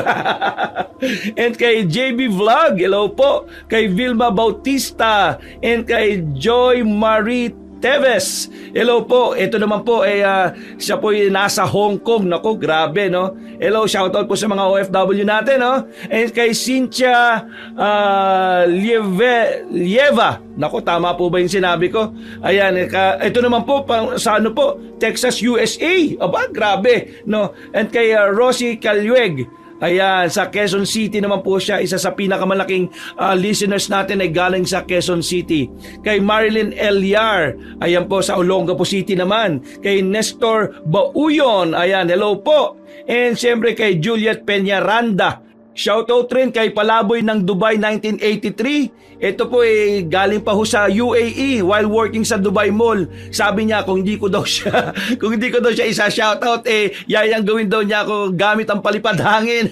Ingat po kayo dyan sa UAE. Ayan, kay Jocelyn Tanola. Galing naman po ito sa Riyadh. Naku, grabe naman. And kay Ira Evangelista. Hello po. So, shoutout rin po kay Lolim Mahilom from Singapore and kay Xiao Ma TV. Hello po. So, ayan po, no, sana po ituloy-tuloy sa mga susunod natin po na mga video. Mag-comment lang po kayo ng mag-comment kasi randomly po ako sa shoutout ng mga pangalan, no. Kaya sana po patuloy lang po. Pag hindi ko kayo na shoutout ngayon, pasensya na po kasi talaga very limited time ang binibigay sa atin sa shoutout. Basta paunahan na lang, minsan sa unahan po ako, minsan sa dulo ko tumitingin, kaya random po, no. Pero once again, coming from the bottom of my heart, thank you very much po sa lagi niyong pagsubaybay sa akin. Medyo namamalat na nga po ako pero sige lang, basta para po sa inyo ay magnanarrate po tayo, magbibigay tayo ng mga kwento para makapagpatanggal ng stress at makasama niyo po ako sa inyong pagtatrabaho at sa inyong pagpapahinga. Maraming salamat po once again. Ito po si Kabanong nagsasabi na God bless you all. Ingat po kayo palagi and I love you all.